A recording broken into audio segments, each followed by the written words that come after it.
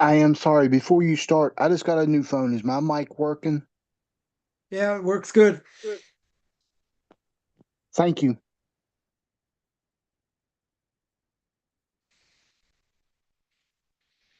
All right, well, we're holding by the book of Leviticus chapter 18. Again, we're holding by the book of Leviticus chapter 18. We're in verse 5. This is part 6. It's probably going to be part 61, 62, but still to speak over here. Again, we're holding by book of Leviticus chapter 18. Verse 5, the Torah says, Shmartem es ukosai, ves mishpatai, asher yase oisam, ha'adam v'chai behem, ani Hashem. So here, as we said before, Torah tells us that what? You shall keep my ordinances, things that doesn't make so much sense, my judgments, things that do make sense, which if a man do, again, kind of strange language here. And he shall live in them. Ani Hashem, right? I am the Lord your God. So, speaking about the last few weeks, the Rabbeinu B'Chaim, and we saw before this idea to live by them, not to die by them, right? There are 3 cardinal sins every Jew, anytime, any place, has to give up their life for. They are for idolatry, immorality, right, and murder, right? If a Jew or non-Jew would put a gun to your head and say, I want you to bow down to this guy in a stick, right? A reference JC or a short little fat guy. Mr. Buddha himself, the probably won't call him fat, so big mitzvah to make fun of idolatry. They say, hey, bow down to fatso or die. You have to be willing to die anytime, any place. Now, if we mentioned before, it's because they were shmut, there was a decree, let's say a decree by the king, by the populace, whatever it is, that that a Jew is not allowed to keep mitzvahs, so they're only obligated to give up their life if they tell them, you're not allowed to do this or die. That's if it's in public, right? If it's in private, we saw before, you don't have to die, right? There's no obligation to die. So then the Rabbeinu B'Chai said the word B'Chai means to live by them. Right, we said it's included in 4 things. Right, we got to, I think, 3 of them or 2 of them. Right, one is the person has attention to the mitzvah. He does them in order to get reward. That's one level. Second level is you have intention to get reward in the next world. Right, in other words, you're keeping the mitzvah for the sake of getting reward in the next world. Right, even though really he doesn't want to get reward for the mitzvah itself in this world. Very good, right? Even though we normally hold the schar mitzvah b'ayam maleka, right? You don't get rewards for the mitzvah in this world. If, according to Kabbalah, it would seem that if you do the mitzvah with great joy, you get something. You get some aspect of reward of the mitzvah in this world. Really, the reward is for the next world. But in this case, he says, really, you don't have intention to get rewards in the next world. Yeah, nonetheless, because he doesn't have intention for that, he will he'll still get reward for that. Or in other words, even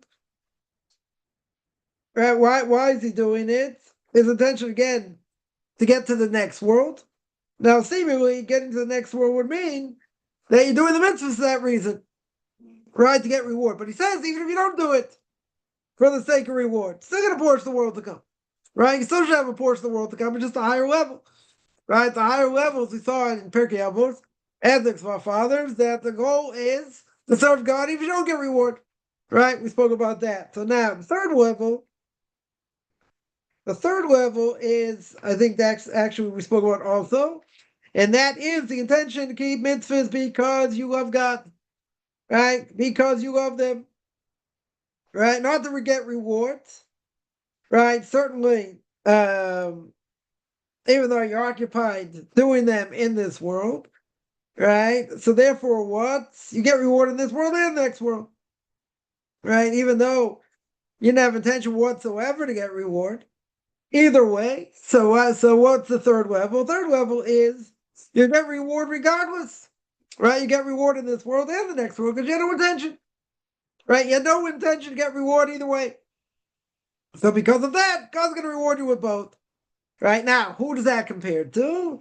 He says like Avram, Yitzhak, and Yaakov, right? It's like Abraham, Isaac, and Jacob that served God with great love, right? Even though they were busy in this world, right? What were they busy doing? What were they busy doing? They were busy, they were shepherds. They worked the land, right? They were farmers, they were shepherds. And whatever, they did physical labor. Nonetheless, the fact they did physical labor, right? We'll just harp on this point in a second. Yeah, they worked in this world, they lived in this world. Okay, not everyone, has the ability, to learn all day. You got to make a living, obviously. So you got to find time to learn, in general. But the idea is that they lived in this world. They functioned in this world, right? They worked the land, right? They planted, literally, he says, right? They planted things in the fields. They took care of the flocks. Yeah, so they were busy. They were busy in this world working the land. Okay, very good. Very good. But they served God out of great joy. Because they served out of great joy, they got rewarded in this world. Right? You see, they had livelihood. Right? Avram was very wealthy. Yitzhak was very wealthy. Yaakov, right, takes all the flocks from Laban, also very wealthy. Usually wealth and Torah don't normally mix, but here you're talking about, okay, they worked the land, very good. They worked the land in the world, until Abraham came onto the scene. They're all, idol worshippers. Weren't people the best, best quality of people, let's say.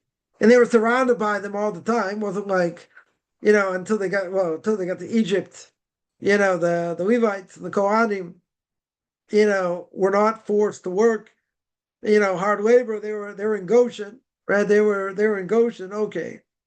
But usually they're, Jews are spread out, all over the world, right? We're sent to exile, and temple's still not rebuilt, right? So, we'll give an example, right? We'll give an example. The Mishnah at the beginning of Avodah Zarah, the beginning of Tractate of Avodah Zarah, which is all about idolatry and what's permitted, not permitted, or mostly not permitted, different things for idolatry and all that. First Mishnah says you shouldn't do business with a non-Jew 3 days, like 3 days before the holiday. Right now, what's the reason? Because if you do business with a non-Jew before their holiday, what's a non-Jew going to do? Non-Jew's going to kiss his idol and say, "Look at that! We made money. Upcoming holiday, beautiful thing, right? He's going to be more attached to idolatry." So you can say, "Oh, maybe it's putting a stumbling block in front of a non-Jew." So there we hold really, for a Jew that's a problem, right? The Torah says, maybe we'll get there, I don't know when, but the Torah says, the book of Leviticus, it says that I'll put a stumbling block in front of a Jew. All right, what about a non-Jew? Right, does it really apply to a non-Jew, right? Give an example. Person made a Nazarite vow. No one should ever make a Nazarite vow today because there's no way to fulfill it. And the reason is, even if you did it for 30 days, what's the obligation besides, get a haircut or whatever? What's the obligation? You have to bring sacrifice. Can't bring sacrifice. Right? So a person, God forbid, made a Nazarite vow, it's forever. Right? You can't drink wine and grape juice, can't get a haircut. Can't go to cemeteries. I'm sure that'll bother, right, a lot of people. But for the most part, person made the Nazarite vow, you're stuck, right? 100%, 100%. You're going to be stuck. There's no way around it, right? No way to fix it, right? Let's say better, right? There's no way to fix it. Now that being said, what would we say about the Nazarite vow? Someone, let's say, took on the Nazarite vow, for better or for worse. So they're by your house or apartment or whatever. They come over and you put out a bottle of wine, or you put out a bottle of grape juice. Now you could say, why is that a stumbling block? They get wine and grape juice somewhere else. They could, right? They go out and buy it themselves. Yeah, that's true. What's the problem here? Problem is you put it right in front of them. Said you put it right in front of them. That's putting a stumbling block. Very good, right? So that would be a common case of, let's say, putting a stumbling block in front of someone else. But in the case, and what we said before, a person took on something. We talk about idolatry. Yeah. So the commentaries say that, right, 3 days, the Mishnah says very clear, 3 days you're not allowed to do business with a non-Jew before his holidays. Right? All the more so 2 days, 1 day, etc. Why? Because he's going to say his idol brought him this livelihood, and whatever, it's going to be more attached to idolatry. Comes on the Rosh, Rabbeinu Asher, and the whatever, about 900, where are we? About 1,000 years ago, right? Rabbeinu Asher, father of the Torah, one of the great rabbinic authorities in Germany back in the day.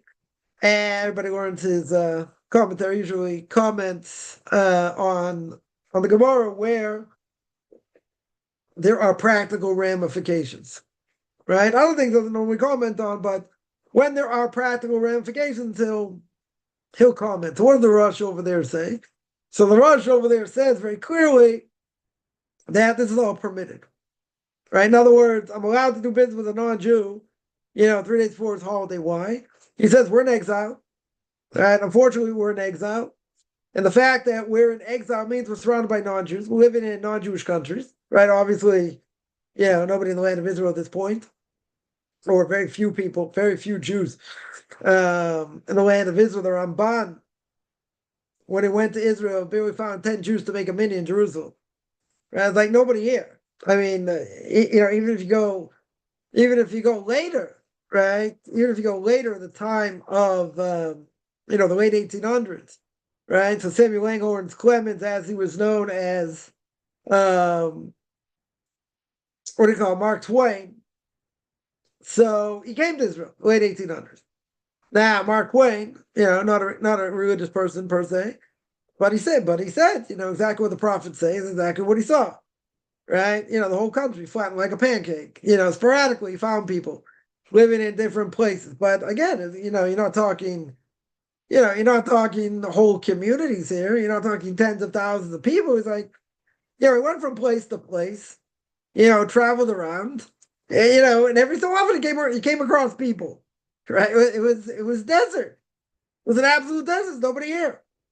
Right? Literally, there's nobody here. Right? So just interesting that, without getting into politics, where are all the Palestinian people? There's nobody there. Right? Absolutely nobody there. It's kind of funny, in a certain way. So, why aren't they jumping up and down screaming 100 years ago, 150 years ago? Right? Or 200 years ago, maybe. Right? Or the, 130 years ago, whatever it is. Yeah, where are all the Palestinians screaming? There's nobody there. Mark Twain himself, non-Jew, right? Very clear a non-Jew. Yeah, and he wrote what he saw. He wasn't a religious person, so he got no bias. He's got no bias whatsoever, but he said exactly what the prophets say exactly happened. Right? Now, how does he know? The Bible thumper by any stretch. Whatever, he knew some things about the Bible, very good. And he said, there's nobody here. Everything's flattened like a pancake. There's nobody here. He didn't, Yeah, he went like miles and miles, kilometers, whatever, all over. And like, there's nobody here. Yeah, so we always say probably one of the top 5 lies in the history of man. But anyway, what does the Rosh say? What does Rabbeinu Asher say? He says it's permissible to do business with a non-Jew before his holiday, even 3 days before, even the day before. Seemingly even the day before. All right, day before you might tell me, okay, maybe we'll have a discussion about the day before, because if it's the day right before, of course it's going to be ecstatic. Of course it's going to be ecstatic he's doing business. Okay. Yeah. So maybe the day before should be forbidden, but 3 days before be permissible. Now, what's the reason? What's the reason, says the Rosh? Because we are in exile. We're in exile, and we're amongst non-Jews. We're living in non-Jewish nations, non-Jewish countries. Very good.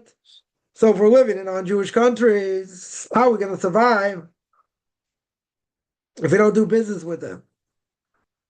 Right? We need things from them, whatever it is. Whatever we're buying from them, whatever it is. Yeah, we need them. We need these materials, whatever it may be. You have no choice. That's exactly what he says. He says that you are surrounded by non-Jews. How is it possible? You can't function. You won't be able to function without non-Jews around.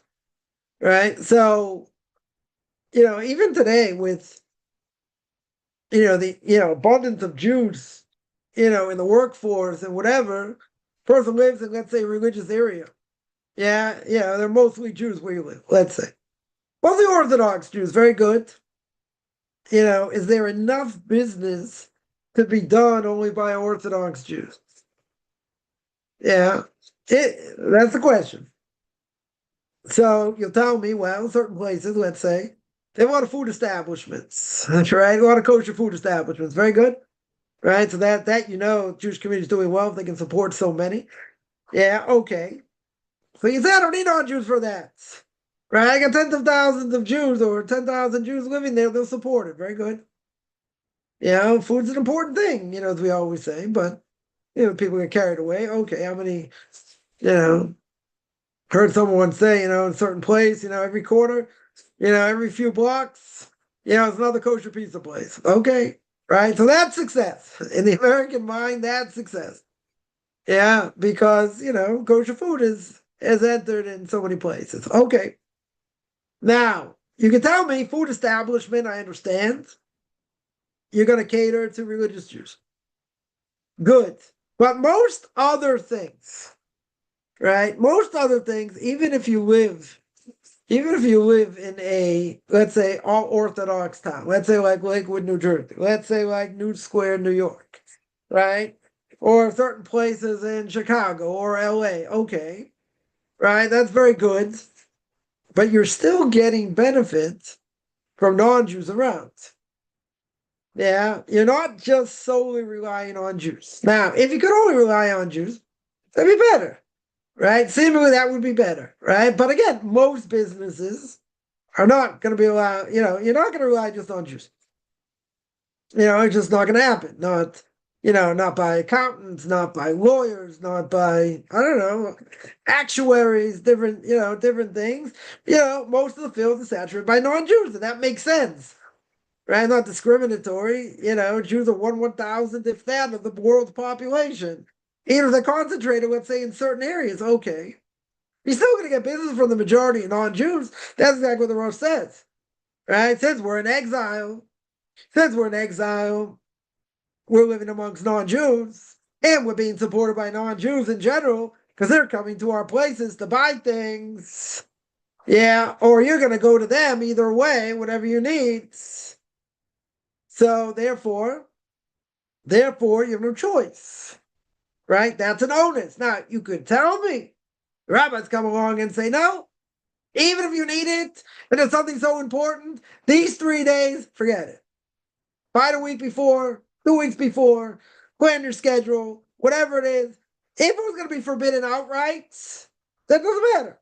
Who cares? They're going to they're gonna,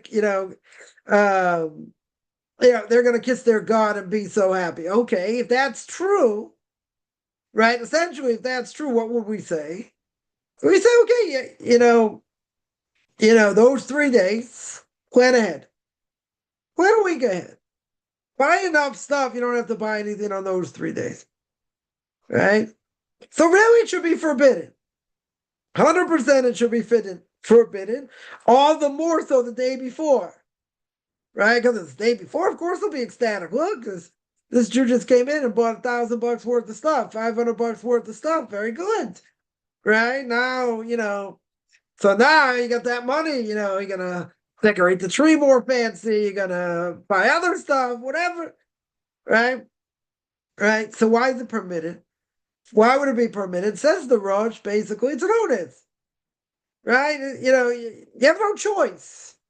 Certain things you need right now, certain staples you need right now. I have to worry. It's 3 days before, 3 days before the holiday. And 3 days before the holiday, they're gonna kiss their idol and they're gonna be so ecstatic and they're gonna praise him, right? And all that. You need whatever, you need basic things. You're in out of basic staples, whatever it is. Comes on the Rosh and says you have no choice. Why do you have no choice? Why do you have no choice? Because you're in exile. You're living amongst non-Jews. You're surrounded by non-Jews, even if you're in your own little enclave. Okay. But in the bigger world, outside of that, there are tens of thousands, millions of non-Jews. Very good. Yeah, so what choice do you have? You don't have any choice. Let's say you can't get it by, a Jewish-owned store. You can't get it. Either they don't have so many of these things, right? Or whatever, they're out of it, who knows what. Be better go to a Jewish-owned store. Good. You can't. Right? Either they're not in that business, they don't have it, it's out of stock, I don't know. Whatever it is. Whatever it is, there are many more non-Jews. Since there are many more non-Jews, very good. Yeah, so you have no choice. So says the Rosh, you have no choice. They may sing the praises of their God. Okay, so let them sing the praises. But you live in exile, what choice do you have? Right? So you can tell me very simple. If it's forbidden, it's forbidden. Yeah, you have no choice. Right? So you have to make a plan 3 days before, but I really need this thing. So what? So you wait. You wait another day. Right? Or someone told me many years ago, I'd love to keep Shabbos, I love to keep the Sabbath, but I can't do it. I do all my errands on Shabbos. So I said, I got a great idea. Why don't you break up your week? Right? Break up your week, every few days, do whatever you need to do that you would do on Shabbos. Right? Then you would have to do it on Shabbos. Like, wow, that's such a novel idea. I said, yeah, that's why I give these classes. That's why I try and help people. It's a novel idea. You got to plan ahead. Right? You got a 3-day holiday, let's say. You got a 3-day holiday. Yeah, Wednesday through Shabbos, whatever, let's say Passover. Passover going to start Wednesday night or the last days, whatever, either way. Right? So you got Wednesday night, Thursday night, Friday night through Shabbos. Very good. A lot of meals to prepare. Right? You got to make a name for Shilin because you can't cook from the festival to Shabbos. Okay. So, Friday you'll be busy making food before sundown. Okay. Whatever it may be, but you got to prepare. It's 2-day festival. Right? Certainly outside of Israel. Right? Let's say it's Rosh Hashanah even. It's 2 days everywhere. Very good. So it's 2 days, it's 4 meals. Besides you're praying all day for most of the day. Right? Nonetheless, you got 4 meals. You got one at night, one during the day. Right? Then you got one at night, one during the day. Yeah, so you got 4 meals. 4 meals. You got to eat nicer than you normally would. It's still a festival, even though it's a day of judgment. Yeah, very good. So what are you going to do? You got to prepare. Right? You have to prepare. That's it. You make a menu, you plan it out.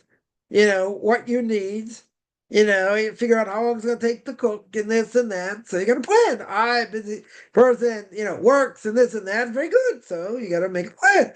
Right? You have to make a plan. So comes, again, so this law will not apply, right? Exactly the way the Mishnah says. Why? Because again, since the Rosh says, and that's how we hold, that's it.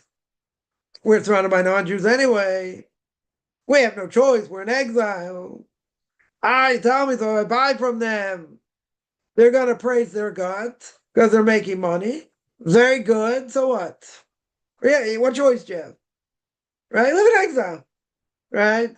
Let's say, a few days before the holiday, all of a sudden, a person needs clothes. Yeah, suit rips, whatever, right? So got to go to the outlets, got to go, buy somewhere, no Jewish stores around. Okay, what are you gonna do? Person needs a shirt, person needs, I don't know, socks, person needs underwear, person needs a suit, whatever it may be, whatever a person needs. No Jewish stores around. What are you gonna do? You need it for the holiday. You need it, whatever. You forget the holiday. You need it for yourself. Yeah. So what do? You go to the outlets. You go places, right? You go searching around. Right? In order to get what you need. They're going to be so happy you came in, gave them business. Okay. What are you going to do? You need shirts. You need a suit. Right? You need something. Right? So comes on the rush and he says, that's okay. Why is it okay? Because you have no choice. Now, there are certain things, regardless, again, it'll depend what it is, that we don't say this. We don't say, well, that's the way it is, and we live in exile, too bad. Right? We'll give an example. Yeah, 9 days from the beginning of the month of Av, where it's coming up in a month and a half. Right? Or it's coming out in about a month. Let's say about a month. Yeah, so you got the month of Av. From the 17th of Tammuz, not allowed to have weddings. Not allowed to listen to music. We're not allowed to get haircuts. Right? From the first week of the month of Av, can't do laundry. Not allowed to do laundry. Right? These are all customs, but we do it. This is what we follow. Now, even if you have one piece of clothing to wear, whatever it may be, you only have one. What do? You're stuck. Right? You're stuck. You really can't buy new. Right? It's forbidden to buy new things unless it's something maybe that it'll be impossible to buy, afterwards. Right? So there would be cases where it might be permissible, right? To buy even a major purchase, potentially. Right? Let's say like a car or a house, like you won't get this deal again.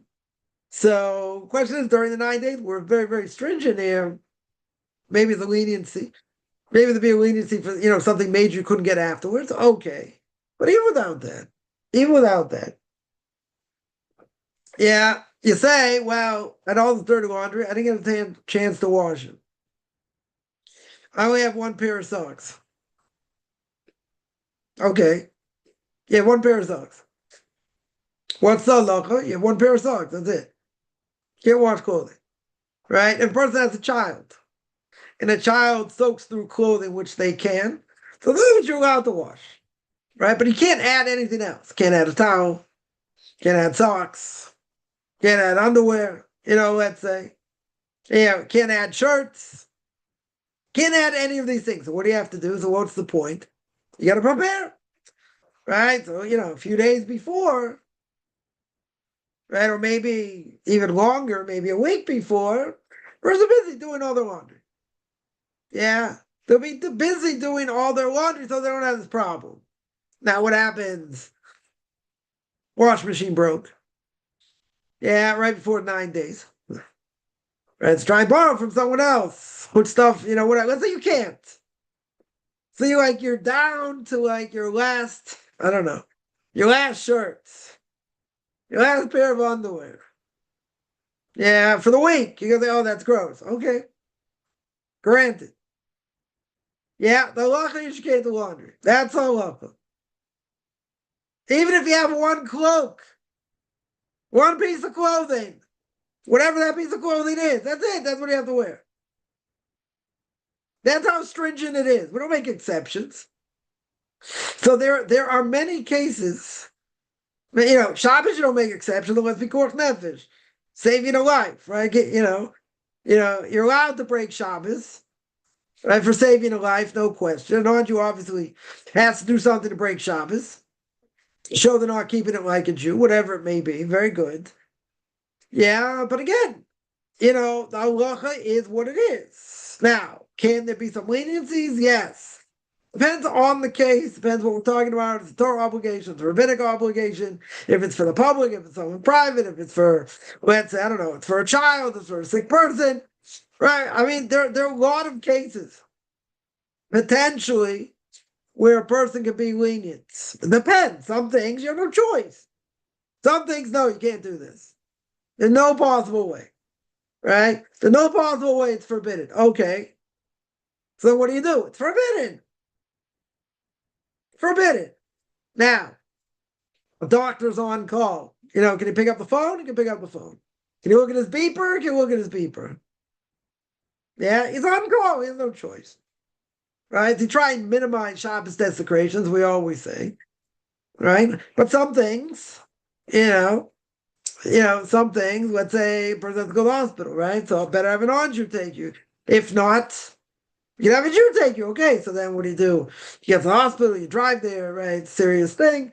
Whatever it is, you have to have a non-Jew, like, I don't know, stop the engine, you park, whatever it is. There are a lot of halachas here, right? There are a lot of laws what you're allowed to do, not allowed to do. I had this case once where I was about to give birth, and a lot of times I'd go on Shabbos. So I said, there's no hospital where I was at the time. I don't think there still is a hospital there. In either case, you have to go to Jerusalem. Jerusalem's like half an hour away, 40 minutes away. So the person's had multiple births, the birth could go very quick, right? So I asked my rabbi, what do I do? He said, if you're really worried, contraction coming, very strong, whatever, you're worried you're not going to make it, you drive yourself. 100% you can drive yourself. Okay, there are halachas guarding that. What do you do when you get there? How do you turn it off? And all these things. Okay, right? Obviously better they have these, ambulances where you have an Arab driver. You have an non-Jew there. Driving. Very good. You can have an ambulance with a Jewish driver, right, as well. Okay, whatever. But obviously better have an non-Jew. Very good. Right? Okay, that's saving a life. So saving a life, you can desecrate Shabbos itself. It's not a problem. You try and minimize, as much as possible. But, again, because if you're saving a life, you do whatever it takes. Right? So we said, if you're that worried that it could happen, and I've had to go a number of times on Shabbos. 3 of my kids, I think, were born on Shabbos. But the others, I think 5 out of 7 had to go on Shabbos. I think 3 were born actually on Shabbos. Right? So he said, you normally have to go on Shabbos. That's the way it works sometimes. Okay, very good. So if that's the case, what do you do? What do you do? So if you're far enough away, right, and you're worried, that's what he told me. He said, if you're worried it's going to get burned, so what do? You drive yourself. Yeah, you absolutely drive yourself. Yeah, if they're not coming so strong, but you go anyway, okay, so, you call an ambulance. So, what's the easiest way to do it? You leave your phone on, you leave that number, the last number dialed, hit speed dial with your pinky or with your nose or whatever, you do it a different way you normally do, and that's it, right? You try and minimize what happens if you did it, you push the button anyway, okay, so, this is considered saving a life. It's definitely considered saving a life, right? So, you can desecrate Shabbos in and of itself. Right, that wouldn't be a problem. Again, you have to know when, and this is complicated. This is extremely complicated. When and how. I'll give an example. So a lot of communities have Shabbos goy. Right, Shabbos goy means an non-Jew. If there are any problems, right? If there are any issues, I'm not saying you're going to call them, but whenever they come around, you can go to them and they'll do whatever needs to be done. Now, you can't tell them directly necessarily, right? They understand. They understand there's a problem and you need them to do something like, you get a hold of somebody to come to your house, right? And say, wow, it's dark in here. Or they realize it's dark. So, no, a fuse blew? So, I don't know, maybe. If they check all the fuses or whatever, they fix the problem. Now, and I know, and everyone else knows, that's what they're there to do. Right? Okay. Right? So again, some people say, oh, but, the halacha, you're breaking the Torah, so to speak, or you're turning the Torah into a pretzel. It really says don't kindle a fire, but it's not really kindling a fire. Is that really the same thing? It's putting up a fuse or whatever. Okay, so the case came up. It was very hot. It was very hot, and in a synagogue, a small synagogue, let's say in a caravan, and in the synagogue, the somehow the air didn't go on. Yeah, the air wasn't on. Now we normally say if it's for the public, you can be lenient, right? Because the public needs it, right? Let's say the public needs it. So you tell me, okay, it's 35 degrees. It's 35 degrees, 35 degrees Celsius, right? Let's say it's 100 degrees, right? It's very hot, and you need to pray there. See if you need to pray there. Yeah, if you need to pray there, it's going to be stifling hot. Right? So here in Israel, not so bad. Even if it's hot, it's hot, right? But, in some places, there's no humidity, right? So no humidity, it's, somewhat bearable. But you go to Tel Aviv, some of these other places, you get the heat and humidity, right? It's like being in Florida during the summer. You get both, except we don't get rain. Except there's no rain here in the summer, right? But you can have humidity. Some places you can have humidity, other places like Phoenix, Phoenix, Arizona, where it's hot, right? It's extremely hot. Yeah, but there's no humidity. But okay, when it's hot, it's hot. Very good. Now, what happened? Either they had the thing on a timer. I think they had I think it blew a fuse. That's what happened. I think the fuse blew. Yeah. So there's a question. Wait for this car to come around or whatever, and get them to fix it. Now, what's the issue though? What's the issue here? The issue was that this thing blew in the afternoon. Shabbos afternoon. So there are only, let's say, I don't know, 3-4 hours left of Shabbos. If you would have told me in the morning the fuse blew, yeah, or even at night, let's say the fuse blew, then I hear the question. Why? Because the whole next day, you're going to be schwitzing like a pig in this place. Yeah, it's going to be very hot. Okay. You open some of the windows, maybe get a drop of a breeze, maybe. Yeah, on a good day. But here, let's say there are 3 to 4 hours left in the Shabbos. In other words, Shabbos is going to go out 4 hours later. Now you're going to say, but for the sake of the community, someone would argue, maybe, for the sake of the community, how can you pray in a place of 150,000 degrees? Good. Right? That, for the community, that's a very hard thing. And you're talking about communal prayer. So you tell me there's a general rule that, for communal things, you can be lenient. Right? You can definitely be lenient over here. Very good. It's one problem. One problem. Problem is, Shabbos is going to go out in a couple hours. Even if it's 4 hours. Shabbos is going to go out. Very good. So you can handle it for 4 hours. Why do you have to have an non-Jew fix it? If you tell me it's the beginning of the morning, I could hear that. That I could hear for sure. Yeah, but if you're going to tell me Shabbos going out in 3-4 hours, very hard to say, well, the community needs it, which is true. We're not saying it's not true. Right? Even if we live in a cream puff generation, which we always say, people are much weaker today. So how can I be there and pray there without AC? Like, come on. I'm going to melt. Yeah, totally going to melt. Okay. So you're totally going to melt. Good luck. So what happens? You won't die from it. It'll be uncomfortable. Right? Okay. Yeah. Some would take it so far and say, that's going to ruin my Shabbos. Okay. Even if it would. Right? Even if it would we go that far? Would we go that far to say, first of all, it's for the sake of the community? Second of all, it's mako mitzvah. You got a mitzvah over there to pray. Right? You got a mitzvah, so so I can take it down a level potentially. The only problem is 2-3 hours later, 4 hours later, it's over. Shabbat is over. So you say, right now it's very uncomfortable. Okay. If you tell me it's going to be uncomfortable for 12 hours, and in the morning they can't, okay, that I would hear. That I would hear. We had something where, whatever, a few years back, yeah, something blew. Right? So I don't know, one of the fuses blew. And it was extremely hot. Yeah. But extremely hot.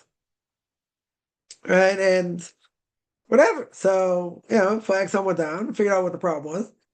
Yeah, whatever. And that's it. But not every situation is going to warrant the ability in order to desecrate Shabbos. In order to have an non-Jew, a non-Jew do it. But there's a fundamental question, right? The fundamental question, if he knows and wink, wink, what they're supposed to do, right? Now, obviously, they can't just get paid for Shabbos. They have to do something, during the week, also, or if they get, let's say, I don't know, get paid by the month, whatever it is, right? Can't just get paid for the sake of working on Shabbos. So whatever, there are ways around that. But regardless, right? Regardless, it's much more complicated. Much more complicated. Sometimes this thing gets abused and say, oh, I got a non-Jew, let them do this, let them do that. Let them do the other thing. So some things I would say are more straightforward. I would say other things are not. Other things are more complex. Much more complex. Right? And, it's not even one of the 39 categories. Even though it's not one of the 39 categories, it is something, that should not be taken lightly. Right? Because in general, it's forbidden, certainly directly, to tell a non-Jew do X, Y, or Z. Right? Even, indirectly is okay. Right? Indirectly would be okay. Directly would be a problem. Directly would be an issue. Yeah. Because you're not allowed to tell someone to do something directly for you, directly for a Jew on Shabbos. That you're not allowed to do. It has to be indirect. Right? Because here, now what's the problem? You tell me, it's not one of the categories, why should it be forbidden? And the answer is because this non-Jew is going to be doing something for you on purpose, for your benefit. In other words, if he walked in a room and he saw the lights out, says, oh, you want me to turn on the light? You're not allowed to say yes. If he turns on the light or she turns on the light for their own sake as well, they're also going to use this room. That's permitted. Right? That would be permitted. Yeah. If they turn it on for the sake of the Jew, if the Jew told them, that's 100% forbidden. Right? In other words, if they figure out themselves, this is what they should do, good. You don't say anything. That you're allowed to get benefit from.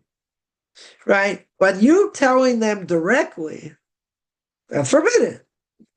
Right? That would be forbidden. But whatever, there are a lot of nuances, there are a lot of cases, right? And it's more complicated than people think. And there are people that, I'm not saying they abuse, the Shabbos goy. Better language is that they use them when they shouldn't. The fact that they have them is not a bad thing. It's for sure not a bad thing. Yeah, nonetheless, you can't use them whenever you want. For any little thing. A light went on, light went on in the fridge. That might be an issue. You could use them. But then you can't use the fridge otherwise. Right? There are things you could. But you have to know where, when, what, how. It's complicated. Right? It's not something, it's not something that is, so straightforward. The famous joke, it's winter and it's cold, so the rabbi of the congregation tells one of his congregants is, tell the janitor to turn on the heat, it's cold. So So they understand they're not allowed to tell them direct. Not allowed to tell them directly. Okay. Yeah. Not allowed to tell them directly. So they're trying to do it through a hint. And they're hinting and they're hinting, they're hinting. He's not getting the point. So finally they go back to the rabbi and say, listen, we couldn't convince him. We couldn't get him to do it. The rabbi says, fine, I'll take care of it. So he goes up to Jenner, he says, it's freezing in here, turn on the heat. So all the congregants watching the rabbi, they're like, how's that permissible? You said it's only a hint. You're only allowed to tell a non-Jew if it's a hint. He said, don't worry. For him it was a hint. For him it was a hint. Yeah, there's a story. Breitowitz should be well. He told the story. He was a rabbi in Silver Spring, Maryland. Whatever, he's here now. He's rabbi of Or Sameach in Jerusalem. With a lot of great work with Bali Tshuva and whatever, big rabbinic scholar. And on Shabbos, someone fainted. Someone in the synagogue had fainted. It was an older person. Fainted. And he called 911. Right? He called 911.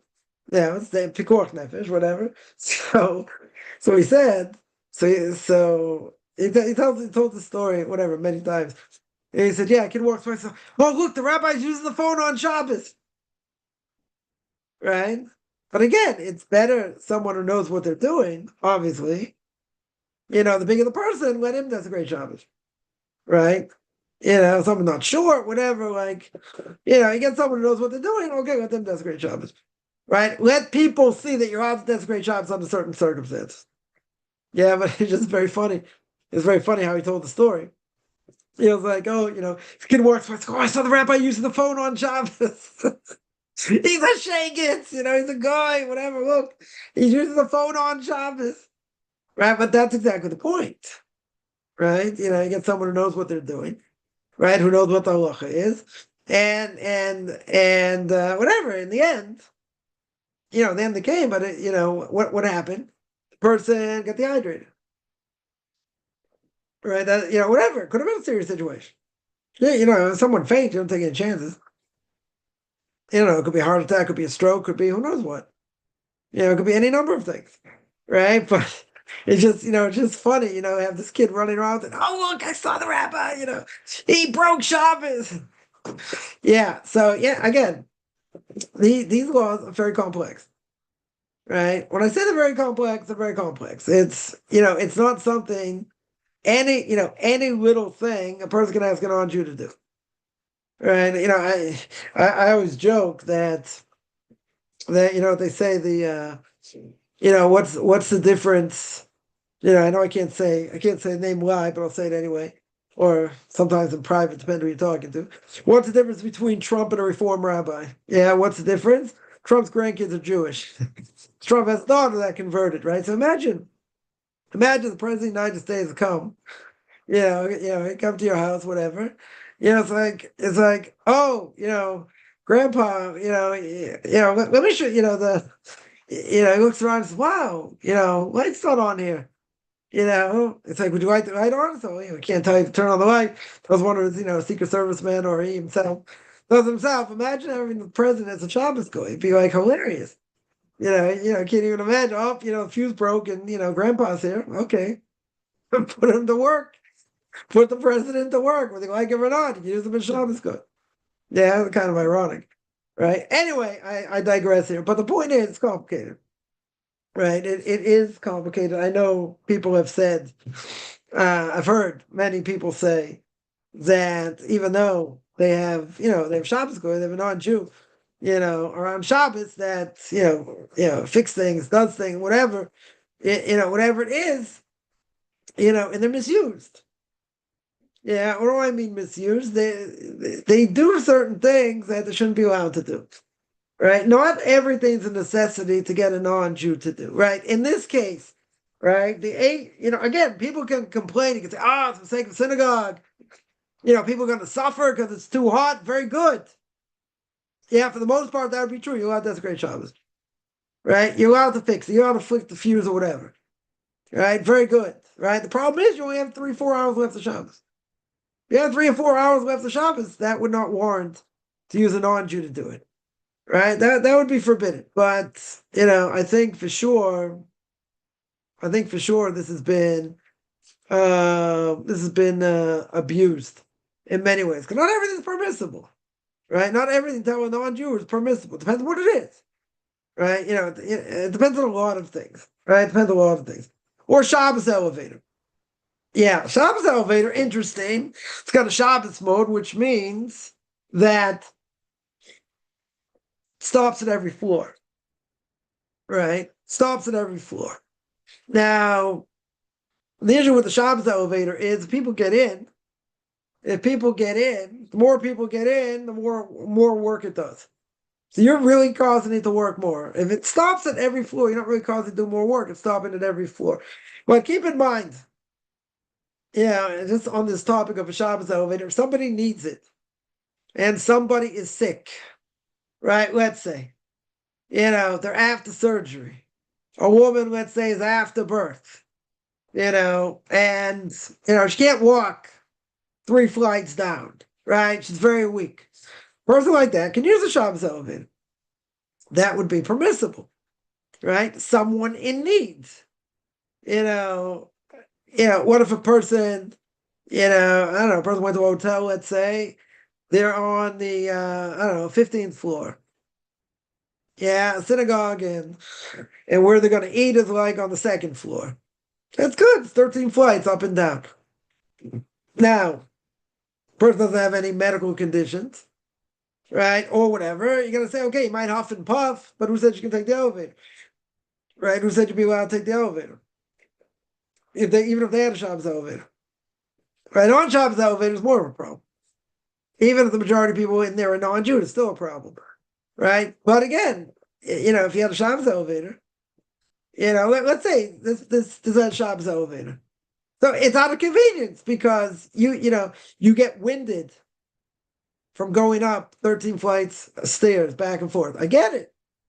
But if you don't have any prevailing medical, issues, why should that be permitted? That should be forbidden. Right?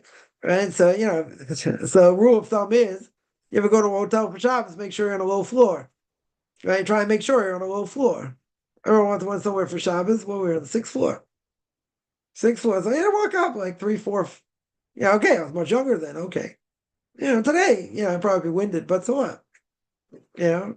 Using a Shabbos elevator, certainly if you're not sick, or you're not weak, would be forbidden, right? It would be forbidden. If somebody, again, can somebody use it if they need it? 100%, right? 100%. So I'll tell you a story. It's kind of funny in a certain way, kind of sad in other ways. But I know somebody, whatever, non-religious Jew, big time leftist, right? We'll be generous here, big time leftist. And in their building, there was a discussion about a Shabbos elevator. There's some religious people there. I don't know, the building's like, 4 flights, 5 flights, let's say. And there was a discussion about a Shabbos elevator. Now, there's some people there, because of what a Shabbos elevator represents, right? Like these big time leftists, they didn't want it. They want any religion, whatever, tell me what to do. It's kind of a pain. You're on the 4th floor and you have to wait every single, instead of walking down or walking up, you want to take the elevator. Very good. We don't want to stop on every floor. It takes time. Okay. So what happened? They had a vote. Right? It's democracy, right? In the building. So they had a vote. Guess who won? They got the Shabbos elevator.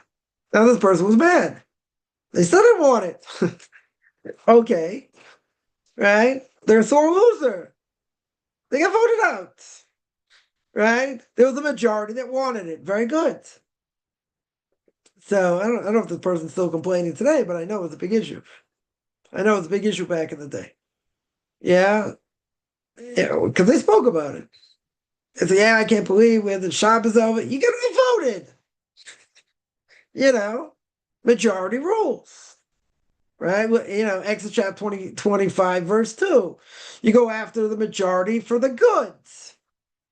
Right? Not for the bads. right? Famous. I forget who was involved. That someone came, one of the Roman general, whatever, came to one of the rabbis and said, you should be like us. Christians are the majority, right? You have to go after, your Torah says, Exodus chapter 25, verse 2. They know how to quote Torah, right? Quote unquote Old Testament. It says you go after the majority. Or the rabbis say, you're right. When do you go after the majority? When you have a doubt. Right? What's the normal case? Like 3 pieces of meat, 1 is treif. 2 are kosher, 1 is treif. Right? So you have to take 1 and eat it because you assume it comes from the majority. Can't take all 3 and eat them. The whole question what you do with the last piece. Because I can eat 2 out of 3 for sure. Why, or potentially. Why? Because I assume they come from the majority. Right? That's the classic case. That's a classic case. Right? So as Rabbi said, yeah, that's only you go after the majority when you have a doubt. We don't have any doubts. Right? No doubts by us. Right? So even though you're in the majority, very good. But that's that's only when there's a doubt. And so by us, there are no doubts. Right? And so again, is the Shabbos elevator permitted for those that need it? Absolutely. Absolutely nothing to talk about. Nothing to talk about. Yeah. Now, somebody healthy. They just don't want to be inconvenienced. They for sure don't want to be inconvenienced. Okay. Are they allowed to go in a Shabbos elevator? No. They're going to huff and puff going up and down the stairs. Okay. Doesn't give you permissibility. Now, someone would say, person has a heart condition or something like that. That's different. That's totally different. We're not talking about that. The person's relatively healthy. Inconvenience does not mean I have a right to do what I want. Right? In this case, what happens? Shabbos elevator.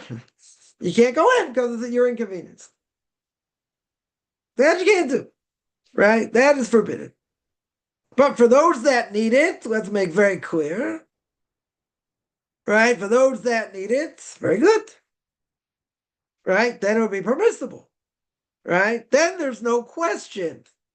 You don't have to say, oh, do it with this. I mean, you're already talking with a difference over here because it stops at every floor. Very good. So I don't have to do anything else. Person get in, get out. It should be permissible. Things cannot be done because of inconvenience. And there are plenty of people out there, I just wish they would admit it, just on this topic, where person will say, well, I don't keep this, and it's because of this. Like, to give you Webster's 8th definition, 10th definition, 5th definition, whatever it may be. But what's the bottom line of the whole thing? What's the bottom line? There won't be inconvenience. That is the bottom line. So I wish more people would just say, I don't want to be inconvenienced. That's the majority of people. That is the majority of people. Very good. So one other thing here, to mention here, is that again, this third aspect of living by the Torah, we said by Avram, Yitzhak, Yaakov, that they served God with great love, but they worked the land. But they were shepherds. Yeah, they worked doing physical labor. But when you look at who they are and what they accomplished, they had tremendous tests, right? That's very true. They had an unbelievable amount of tests. Okay. But when you look at what they did and who they became, yeah, they get both. They get reward in this world, and they get reward, right, in the next world, right? Because what's the reason here? Because he says they serve God with great joy. With great love, and they worked. And the language is they worked in the physical world, right? They worked the land. They worked the land. And they were shepherds. right? So they did physical things, right? So they did physical things. Very good. So since they did physical things, why they looked up to so much? Because of their the strength of their spiritual side. Yeah, in other words, all the spiritual things they did, all the tests. You look at Abraham, all the tests he went through, all the difficult tests. You look at Isaac, the tests he went through. You look at Jacob, the tests they went through. Yeah, they worked the physical land. They worked very hard, right? See that, Jacob said to Lavan, I froze at night, I baked during the day. None of your sheep, none of your lambs got lost, and this and that. Worked physically, worked hard. Right? But look who he became. All his sons were righteous. Right? Brought out the Jewish people. Tremendous. But they worked in the physical world. They worked the land. Very good. Right? So what do you see? What's a very simple thing you see? A person can work the land. Yeah. They can work the land. They can have a job, and they can be extremely righteous. It's not a contradiction. Yeah, but there are things, as we always say, in the workforce that a person has to be careful of. Right? Someone, heard a podcast a while ago. And whatever, the whole thing was about issues in the workforce. So, for men, can't shake hands with women, as we spoke about and trying to, get around these things. And, you're in corporate America or corporate Europe, wherever, it's very hard. Forget about what they say and how they dress and all these other things. So one person said, he's in finance. So he said, and I think like once a week, was it once a week? Or maybe twice a week, they have whatever there's a meeting, everybody comes. Everybody has to be there. Yeah, very good.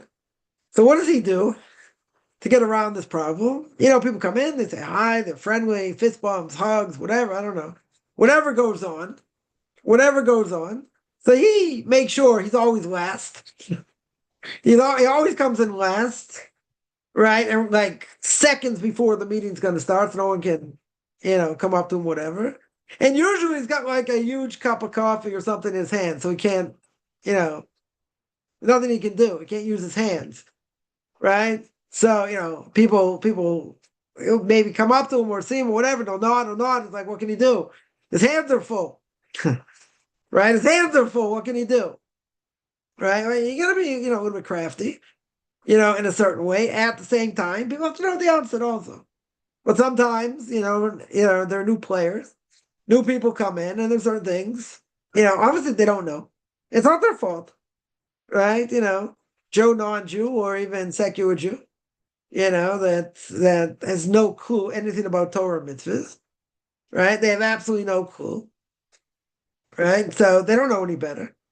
Right, so there are certain ways around it. A person can do the Japanese bow with the, pleasure to meet you. Hands tied behind your back, so to speak. But if there's still a hand shaking, is out there. If you don't get out of the problem that way, you have to tell them, right? You have to tell them. Yeah, you can make a joke about it. Say, yeah, I only shake hands with ugly women.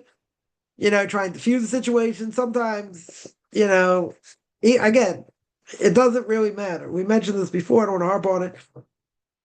Right? It doesn't matter how old the person is. Person could be a dried up prune, as we say. They could be, they could be 85, wrinkles up the gazoo. Okay. You're not allowed to shake their hand. You're not allowed to give them a hug. Doesn't matter if it's a cousin, an aunt, right? It's only, mother to a child, grandparent to a grandchild. Right? And by a certain age, what do you call it? Kids should not be touching their siblings of the opposite sex. As well. That being said, that it's across the board, right? Some will say, I've heard people use this argument. It's a very weak argument, though, right? And the argument will be, I'd rather do that in a fish handshake, right?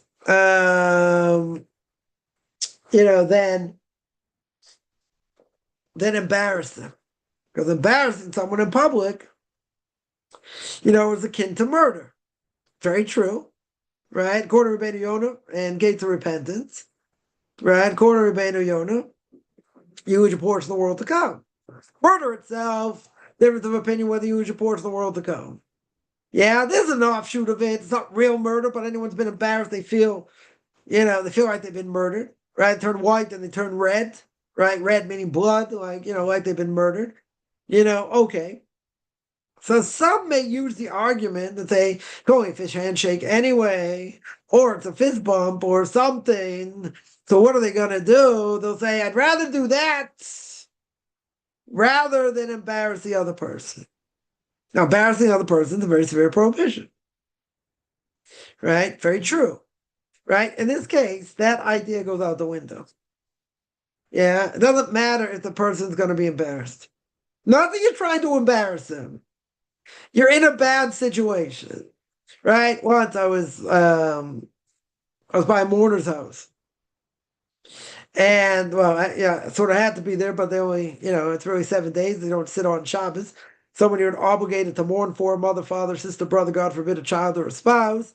Yeah, so the Reform Conservative movement, they sit a couple days, if that, right? 2 days, 3 days, 1 day, whatever it is. So I had 1 day to go. 1 day to go.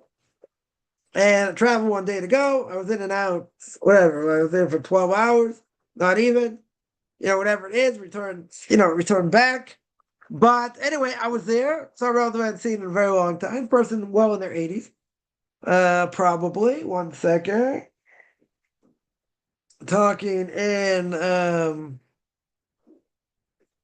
I come back 2008. So you're talking 18 years ago, give or take. So 18 years ago, this person was 82 because they lived to 100. Yeah, they were 82. I hadn't seen this person a very long time. They're very glad to see me, and they went to give me a big hug, and I took like 2 steps backwards. Yeah, it was awkward. It was very awkward. Oh, I'm so sorry.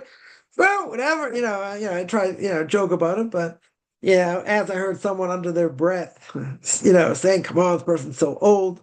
Why would you even do that? It's so stupid," whatever. So, if you're going to say something, you got the guts to say something, say it to their face. If you're going to say it under your breath, if you're going to say it, make sure no one hears it. Because if someone hears it, that's just as bad. Could have made a whole big scene. Really? That's what you think? That's what you said? Come on. Let everyone hear. Let everybody. They probably wouldn't have been embarrassed to say it. Probably not.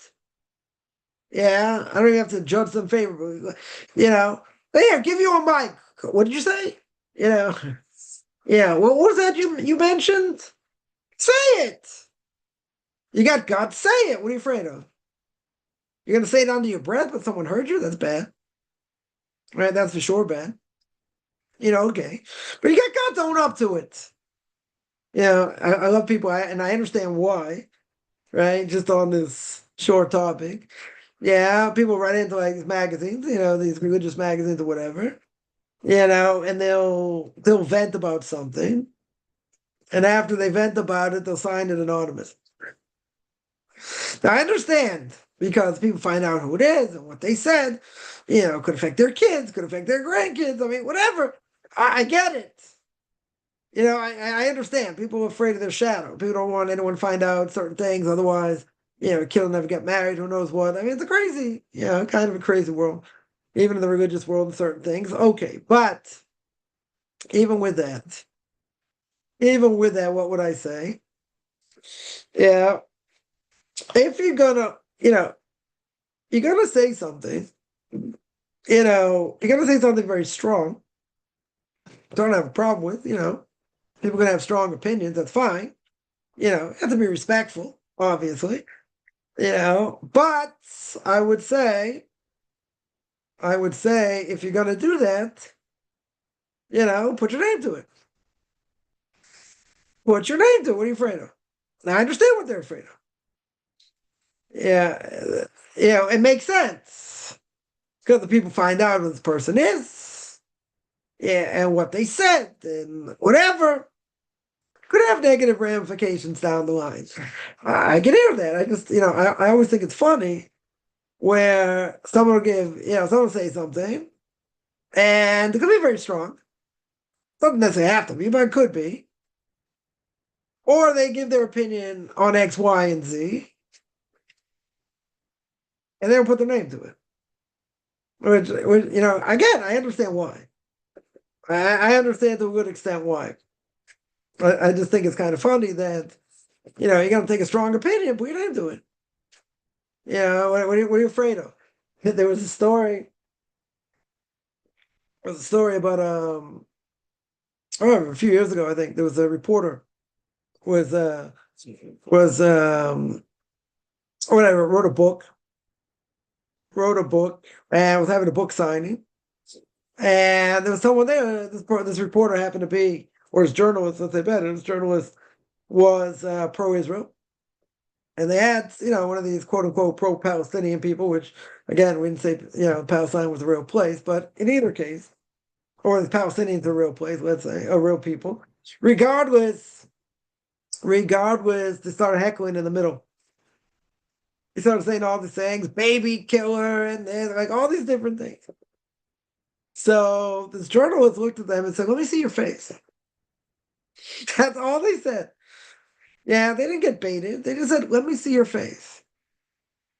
Why are you hiding behind, what do you call it, a scarf or whatever? Come on, you must have a pretty face unless you're butt ugly. Like, come on. What's the problem? What's the problem? Just show your face. You're afraid to show your face? God probably gave you a beautiful face. I mean, it didn't say exactly like that. Whatever, right? You probably have a pretty face, a beautiful smile, like, probably full set of teeth. Like, what's the problem? Why do you have to be dressed like that? Just show me your face. No, I'm not going to do that. You want to heckle, you want to say things. What are you afraid of? What are you afraid of? People are going to see you. It's going to be recorded. ICE is going to come down and, put you away. Like, what are you afraid of? Free country. Got a right to demonstrate. No one says not. Right? Other countries, hopefully, also have the right to demonstrate, for good. Or God forbid, for bad also.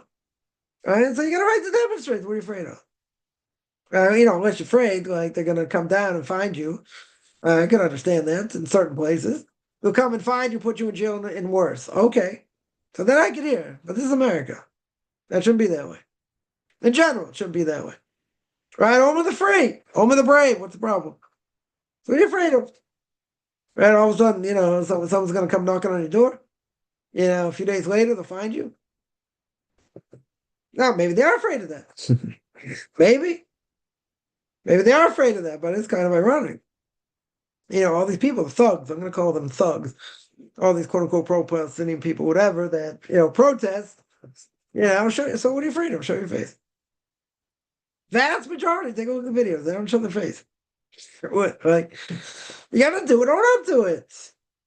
Now, again, if there are going to be, let's say, for argument's sake, there are no ramifications. You got the right to protest. What's the problem? So let them protest. I don't have a problem. They want to protest, say terrible things. They can do it. Okay. They have free speech. They have a right. Okay. But if you're going to do it, then why don't you show your face? Right? It's genius. Genius is, this journalist. They didn't get baited by it. Or didn't get baited by it. Yeah, what they say to show your face. Right? After the Knicks game last week, right? There was a video went viral with what's his name? With Seinfeld. So someone said, "Come on, Jerry, give me a free Palestine. Come on, give me a free Palestine." And what did he say? There's no such thing as Palestinian people. And he just kept walking. Yeah, good for him. He didn't get baited. No, you don't understand. No such thing. He just kept walking. Just kept walking. Yeah, okay, the person wasn't masked up, okay, but still. Yeah, I find always kind of ironic. You want to say something very strong, but you didn't do it. What were you afraid of? God runs the world. If you're gonna get in trouble by it, he'll get you in trouble by it. If not, don't worry about it. They're going to be smart also, very good, depending where it is. But if it's a free place, what's the problem? What in the world's the problem?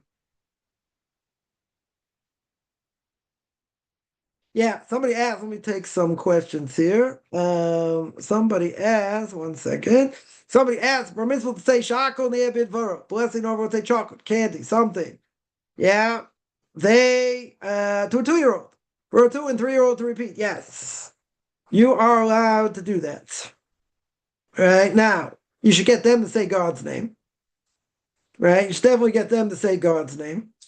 If they can't say it, or they have difficulty saying it, you can say it yourself. Right? You could say Ado and they say it. Right? They say God's name. Very good. If not, you could say it also. Right? You can say it also. It's not a problem. That's not taking God's name in vain. That's education. That's educating a child to make blessings. Right? So if you could get the child to say the blessing on their own, or say God's name on their own, good. Then that's better. Yeah. If they have to be coached and let's say they don't say it, so you're allowed to say it. You are allowed to say it. But even if they say it, let's say like this, they make a blessing.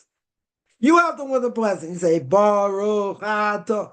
They say God's name. They say Elokeinu Melech Haolam, and they say the blessing. Can you answer Amen? Yes, 100%. You can answer Amen. You can answer Amen to their blessing. All right. The question is: Are you allowed to say God's name and helping them make the blessing? Right. So, simple answer is: if you can get them to say it themselves, better. Definitely better. Yeah. If you can't, and they won't be able to say it, or they don't say it, right? Could you say it? You could say it. Right? Now the question will be, is it better to do that or just say Hashem? Yeah, it's probably better to say Hashem, but you don't have to. You don't have to. You want to teach them how to make the blessing. Yeah. You want to teach them how to make the blessing. So I would say it's better. It's better if they can say God's name. It does, we always say though, anybody who's making a blessing, you have to know where that name is going. Right? You have to, first of all, you have to know you're making a blessing. Second of all, you have to know what the blessing is. Right? The person themselves has to know the blessing. So what about a 3-year-old? What about a 5-year-old? Make it easier. What about a 5-year-old, 6-year-old? Then you have an absolute obligation to educate them, for sure. Right? So they'll learn about blessings. Right? They go to Jewish school, they'll learn about blessings. Right? But what happens? They don't know. They don't know what this blessing is, let's say. So if they say God's name, they may say the wrong blessing. Right? So really, you got to know what the blessing is. Right? Everybody has to know what the end blessing is. Right? You say God's name, you know what the end blessing is, good. Yeah, what if you weren't paying attention and said God's name, you weren't sure of the end blessing, but you got the end blessing right. So okay, you fulfill your obligation. But the obligation really is to know what you're saying before and at the end of the blessing. Our child's not going to know. Certainly at this age, not going to know. They're not going to know. So what do? You can teach them. You're obligated to teach them. Right? At that age, you're obligated to teach. The first thing you're obligated to teach them, right, is Torah Tziva Lanu Moshe.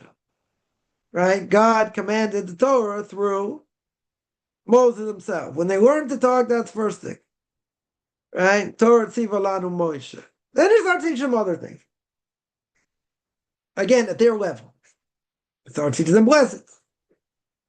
Once they know also, they understand, right? Now, at this age, they understand between yes and no.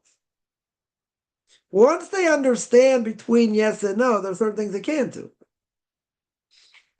Right? In other words, they can't turn on and off lights on Shabbos. Right? Now, if they don't know what they're doing, they're younger than that. Let's say light went off. Let's say a light went on. So what do some people do? They need the light. They need the lights. They take their less than 2-year-old. They stick it next to the light switch and see if they're going to smack it and turn it on.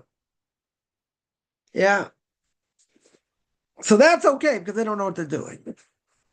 They don't know what they're doing. But a 2-year-old, they know the difference between yes and no. Right? So I got a 4-year-old granddaughter. And there are times. God bless her, get on a chair, small chair, whatever it is. What's fun to do on Shabbos? Turn off the lights. Right? But she knows, right? You have to stop her. There's an obligation to educate. Right? But at this point, she knows the difference, or a child at that age knows the difference between yes and no. The age of 2, they already know the difference. So the age of 2, you can't tell them to do certain things. Right? Because they know. I'm not saying they know what's, necessarily right or wrong, but they know yes and no. Right? Once they see, I can do this, but I can't do this, doesn't necessarily register, but they know the difference between yes and no. Once they know the difference between yes and no, certain things they can't do. But all the more so, even at a young age, if they're doing something wrong, you got to stop them. Right? You got to separate them from doing something that's forbidden. Right? That's not just good advice. It's an obligation. It's a total obligation. Right? Something, whatever it is. Desecration of Shabbos, good example. You have to stop them from desecrating Shabbos. Not that, let them do what they want. No. You're educating them. And you have an obligation as a parent, right? Whether it's a father or mother, to educate the child in order to know what they are allowed to do, not allowed to do, when it comes to kashrus, when it comes to Shabbos, and it comes to, even more so about speaking Lashon Hara, right? Speaking negatively about others. Okay, that's when they get older, right? Still, they have to know what's forbidden and what's not. Someone once said, I forget how old one of my kids were. They were educational age, and they wanted, I don't know, milk or something after eating meat. So they had to wait. I think they had to wait like an hour. I think it depends what age, right? I think at that point they had to wait an hour or maybe 2 hours, right? And someone said that's cruel. But why is it cruel? You're denying the child the right to eat what they want. You're denying the child. That's cruel. No, we hold that to education. We're training them to be good Jews. By training them to be good Jews, there are things they can't do. They can yell, they can scream, they're this or that. That you, as a parent, have an obligation to discipline them, to make sure they don't do X, Y, and Z. Right? Same thing, again, same thing where, I got a daughter that's got 3 boys and a girl. Yeah, the oldest is 6. So they got a 6-year-old, 4-year-old, 1.5-year-old, and a baby. Yeah, a 2-year-old, let's say, no, he's like almost 7, I guess. 7, 4, 4.5. Someone just turned 3. And baby's about 6 months. About 6 months. They got 3 boys that are, or 2, let's say, very rambunctious, to say the least, right? Very rambunctious. Okay. Now, one gets up, this is, it's like Three Stooges comedy watching this. One gets up and just smacks the other one. Yeah, I say, why'd you do that? It's because I know in the future you're going to do something, so I smacked you now. Right now. This kid doesn't say that. What does he do? He likes it his brother. So his brother's going to hit him back. Someone eventually is going to start crying. Very good. But they have to be disciplined. You can't just have a kid go around smacking his brother for no reason, because it's fun. Right? Or his younger brother for no reason. They choose like a soccer ball, let's say, or a football. They say he doesn't like that. What do you mean? He's hanging upside down. What do you mean he doesn't like it? He might drop him on his head. No, I won't. right? It's all part of the fun, right? So we call this education. You're not going to stop a kid from smacking his brother for no reason. Yeah, discipline, right? Now, some educators will say, depending on the age, you got to let them fight it out. Yeah, it depends what age, depends what it is. Yeah, you can't get involved. Okay, there is some wisdom to that. But then all the yelling and screaming and everything else kind of hard to hear. But there is what to be said for that. When they're younger, for sure, they have to be taught what's right, what's wrong. They have to be taught. If you don't, you're shirking responsibility. Right? The King Solomon himself says in Proverbs, right? If you spare the rod, then you're considered cruel. Now we're not talking about smacking a kid around. Obviously, that doesn't work today. Talking about discipline. Kids need discipline. They may not think they do, but they need discipline. No kid wants to be able to do what they want when they want, have no limitations. They'll go crazy. They need limitations. They don't want limitations, but they need limitations. Okay. Now, even if they need limitations, you have to know how to educate them. Now, it's not so easy today. Every generation has their difficulty, but educating kids, they have to know what's right and wrong, according to the Torah. They have to know. And if a person doesn't teach them, a parent doesn't teach them, which is really the obligation of the parent. School has to reinforce these values, very good. But at the end of the day, parents have an obligation to teach their kids. The kids can get bad habits also. A kid eats something, throws a wrapper on the ground. They got to be trained. You pick it up. Whatever wrapper you throw in the garbage. Yeah. I would think that's olive based. There are some people, kid throws something on the ground, they don't care. Either they don't want the backlash from their kids, they don't think it's that important. I don't know. It could be any number of things. I've definitely seen it. The parent just looks the other way. And again, it's one of two reasons. Either they don't think it's a problem, and they don't care, or they're not willing to make a fight with their kid. Right? It could be other reasons also. Those are two probably prevalent reasons. They have to be trained. A kid should not have a messy room. Should just throw things on the floor and whatever. There were certain places, certain yeshivas, they were extremely, extremely, stringent on these things. Bed had to be made a certain way. You have to have a certain decorum. Just live like a slob, with capital S. You can't just throw things around, whatever. A person, let's say, finishes eating. They shouldn't wash the dish. Like, there's a slave that comes around washing dishes. Why shouldn't they wash the dish? Why shouldn't they be accompanied? Why shouldn't they understand it's an important thing? My sister will do it. And my mother will do it. Forget about it. You have an obligation yourself. Why does someone else have to clean up your mess? Right? They have to be taught. Over and over. Right? Rebrev, bless the memory. Whatever. The great educator, one of the Torah giants, the last generation, nothing to talk about. And he used to say sometimes, you tell your kid, come and eat supper. It's time to eat. He said, I'm coming. So he said, no, don't tell me you're coming. Come. Right? If you're coming means like, I'll be there in a few minutes. Now the parent says, listen, I want you to eat. Come now. Come means now. It doesn't mean, okay, jump master. So how high can, you say how high. Okay. Right? If a parent says something, the kid should listen. The kid says, I'm in the middle of something. I'll get there. Whatever. Now, you don't have to be dogmatic. You can wait. If 5 minutes go by, mention again. There's a balance here. You can't just hammer them. Right? You can't just hammer them. Every second, because they're not going to listen. It's not going to go. Right? You got to pick your time. I remember once that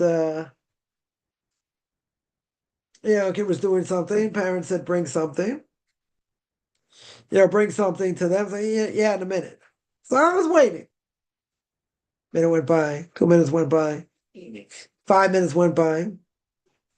Right? So the person said, now bring it.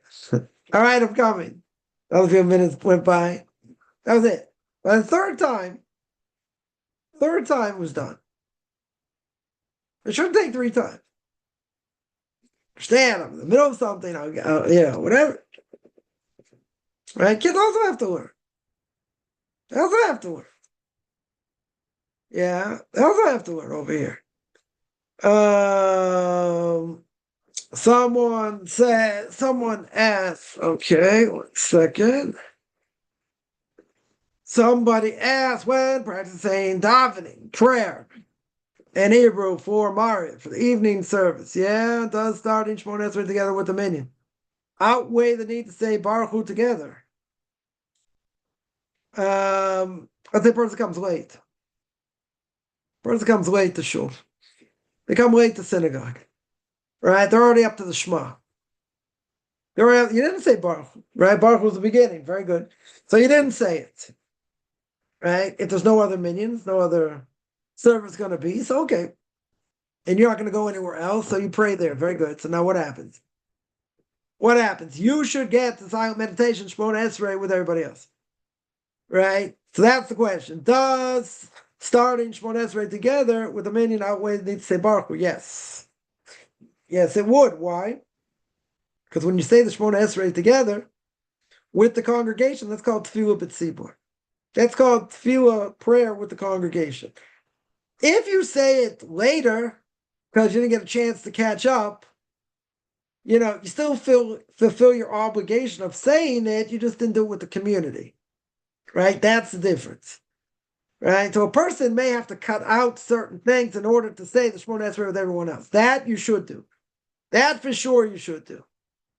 Yeah, and then at the end, you catch up, and then either like here in Israel, usually at the end of every evening service, that someone says Kaddish, the mourner's prayer, they'll say Baruch Hu.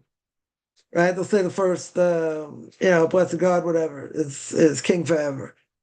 Now, the outside of Israel, they don't normally do it unless someone didn't say it. Someone got there late.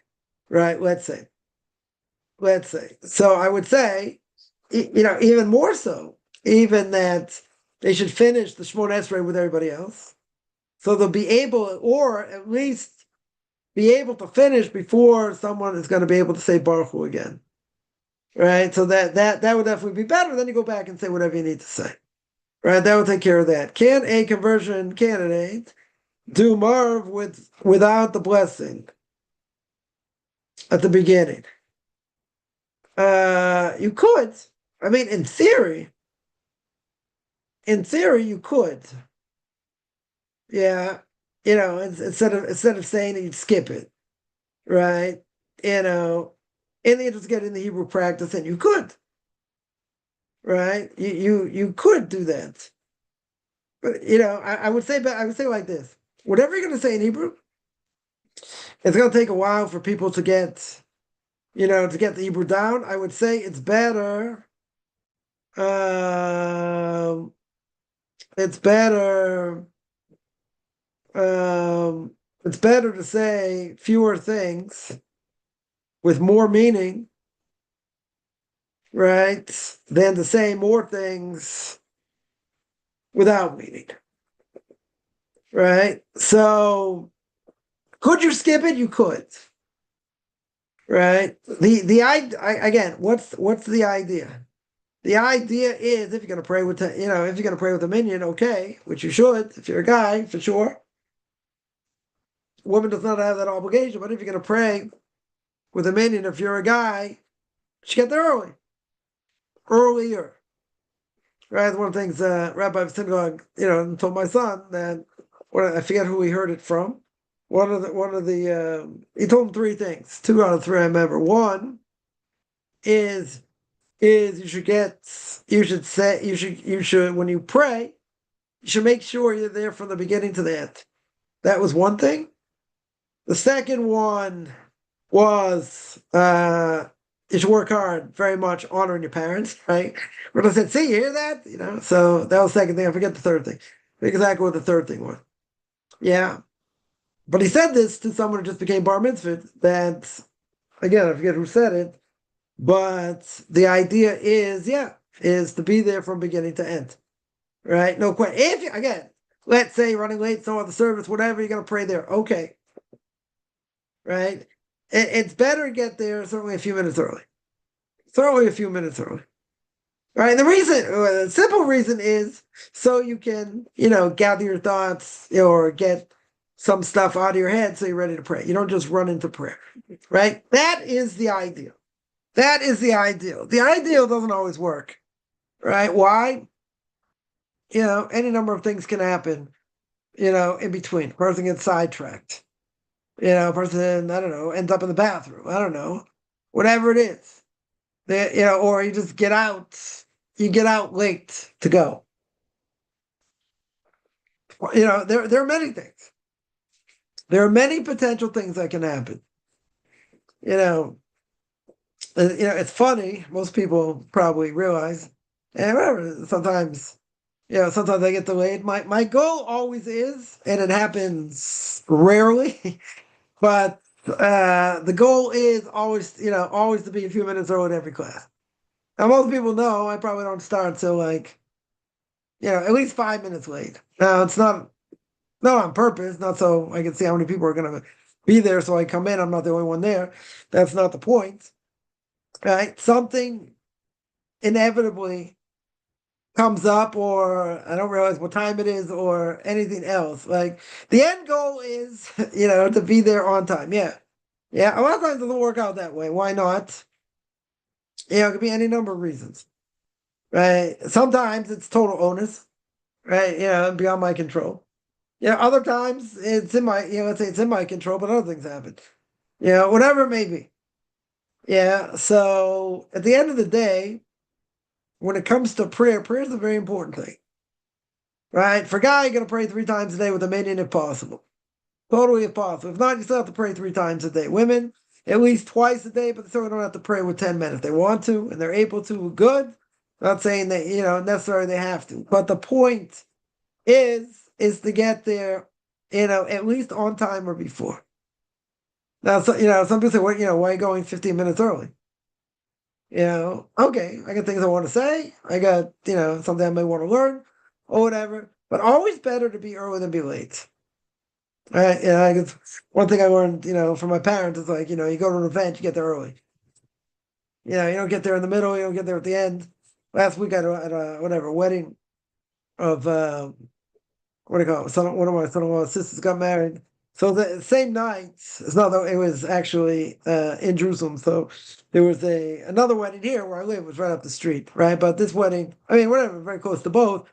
Well, this wedding, obviously, I had to go to first because obviously it's family, right? It's really family. So, say you can't dance at 2 weddings. That's where I made a short at that wedding. A video short I put on about the canopy and about the wedding in general, whatever. It's a beautiful wedding. Either case, what happened? So I got back at, what time did I get back? Like 10:30? I got back about 10:30, since the other wedding was still going on. So right up the street from where I live, very good. So, I was able to dance both weddings. Whatever, it was tiring. No question. Lost my voice at some point, but I was yelling and screaming, jumping up and down, feel like I'm 20. But anyway,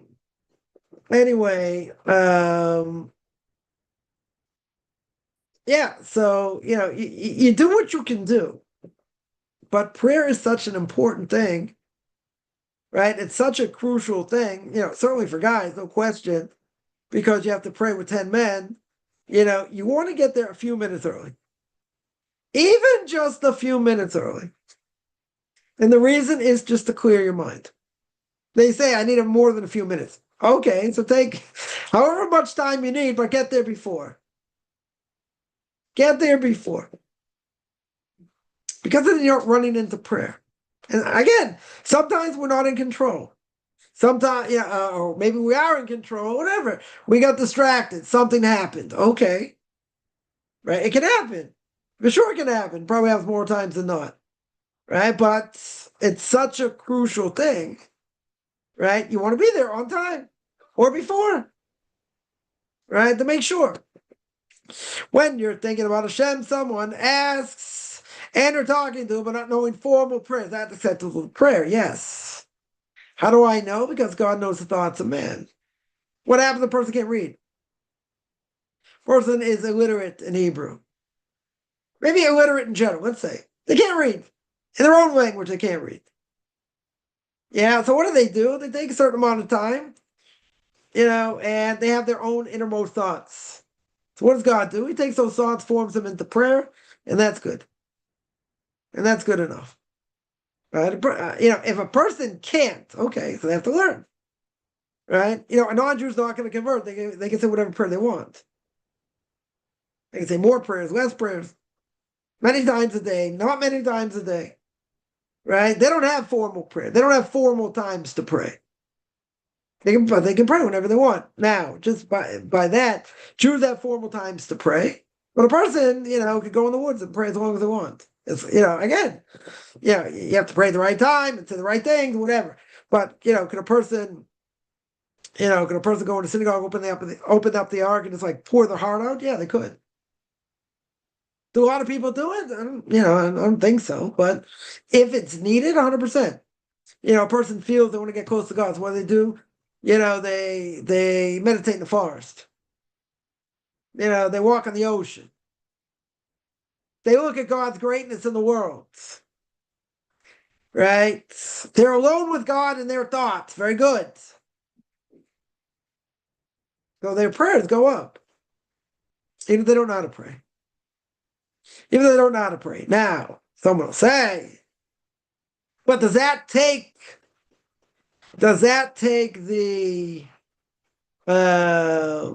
over for prayer? We have to say the same thing over and over again, whatever, certain times. Very good. The answer is no. Prayer doesn't change. Right? Can a person say their own prayers? Yes. Can they say their own prayers many times a day as much as they want? Yes. Can they go by the ocean? Yes. Can they go meditate in some forest somewhere? Yes. Does that take, does that stop? Is that enough? Let's say better. Is that enough? No, you got an obligation to pray 3 times a day. Right? Morning, afternoon, and night for a guy. Morning, afternoon for a woman. Okay. That does not take the place of formalized prayer. That's not what it does. It can help. Right? Even by Breslau. Right? I get a lot of Breslers, though, like to pray in, weird places. Yeah, I don't mean weird places. Let's say, I don't know, in the forest, hanging off a cliff somewhere. I don't know, whatever it is. They want to meditate out there. Very good. So that's not a problem. Right? They meditate out there as long as they want, but it doesn't take the place of formal prayer. Now, a person can say, we say too many prayers. Now, people aren't in tune. And if we said less prayers and we said this and that, whatever, doesn't matter. That's the obligation. The Torah obligation, the Rambam says very clearly, you have an obligation to pray. Everybody agrees. Nobody disagrees. That's the Torah obligation. And everything else is rabbinical. What I say, when I say, how I say. You can say, well, it's all rabbinical. I don't give a rat's tail if it's all rabbinical. You still have to do it. Right? The rabbis tell you to do it. That's it. That's the obligation. You understand it more, you understand it less. You're given a golden opportunity to draw close. God's telling you 3 times a day. He doesn't need it. What are you going to say? God, those rings in Saturn. He says, yeah, I made them. You think God gives a rat's tail? You're praising him. You're praising him for the rings around Saturn. The moon, it's beautiful, the tides, what it does. And it looks like cheese and whatever. Thank you very much. Like, God doesn't need it. God has no needs. Right? It's first of the Rambam's 13 principles of faith. God has no needs. Right? Everyone agrees God does not have any needs. He doesn't need me to praise him. So what's God, a sycophant? He needs me to bend down and say, you're the best? No. He doesn't need it. What does he need? What does he need? He gives you the opportunity. Doesn't need anything. He gives you the opportunity to draw close. Since he gives you the opportunity to draw close, he's telling you, well, what the rabbis tell us, if you say this way, you do this and do that, that's going to draw you close. We're going to say it's something that always needs to be strengthened, and prayer is very hard. True. It is very hard. No question. Sometimes I feel like praying more, sometimes praying less. It's to your benefit. Totally to your benefit. What does that mean? I can't meditate? No. In the right way, of course, you're allowed to. Does that mean I can't say my own prayers? You can say your own prayers. 100% you can say your own prayers. But that, make no mistake, that in no way takes over for prayer itself. It does not take the place of prayer. So even if you don't know any prayers, and a person wants to pray, if you're a non-Jew, it's much easier. You can say whatever you want. You want to pray more, you want to pray less, right? Irrelevant, doesn't matter. Right? You can do whatever you want. If you're a Jew, that's a different issue. If you're a Jew, you have greater obligations. Right? Can you say what you want when you want? Yes. In general. Does that in any way, shape, or form take the place of prayer? No. Right? It doesn't. Can a person, for a couple hours a day sing God's praises and sing and dance wherever they are? Sure. Rabbi brings down on Shavuos, second day of Shavuos. He happened to be by Rabbi Chaim Wasserman, Hashem Yikam Damo. God should avenge his blood. He's Eddie Shiva and Baranovich, one of the Torah giants of the last generation. Student of the Chaim. He saw him on Shavuos. He was a kid. He was a kid at the time. Or whatever, he's a young adult even. He said he danced. He was so enthralled in Torah. Yeah, he danced for an hour and a half. He sang different songs and danced for an hour and a half on Shavuos, the second day of Shavuos, in London. We don't have any clue what that is, what the dvek is, what the closeness to God is for such a person, and where he's holding in the world. I mean, you're talking about a Torah giant. Giant! Nothing to talk about. Still the Chofetz Chaim. And he sang and he danced for an hour and a half on Shavuos. Maybe someone will say, wouldn't it be better to sit and learn? That's the whole point of Shavuos. He was up all night learning, I'm sure. Yeah. The second day, for an hour and a half, he sang and he danced. That you're not allowed to do? You're sure allowed to do that. I'm not going to say most people do it, right? You're certainly allowed to. There's no question, nothing forbidden. You're not using instruments, whatever. Listening to music, that's totally okay. Right? Now, does that take place, a formal prayer that you have to say on the holiday? No. During the week? No. Doesn't take the place of it. Right? But at the end of the day, it uplifts the soul if a person wants to do it.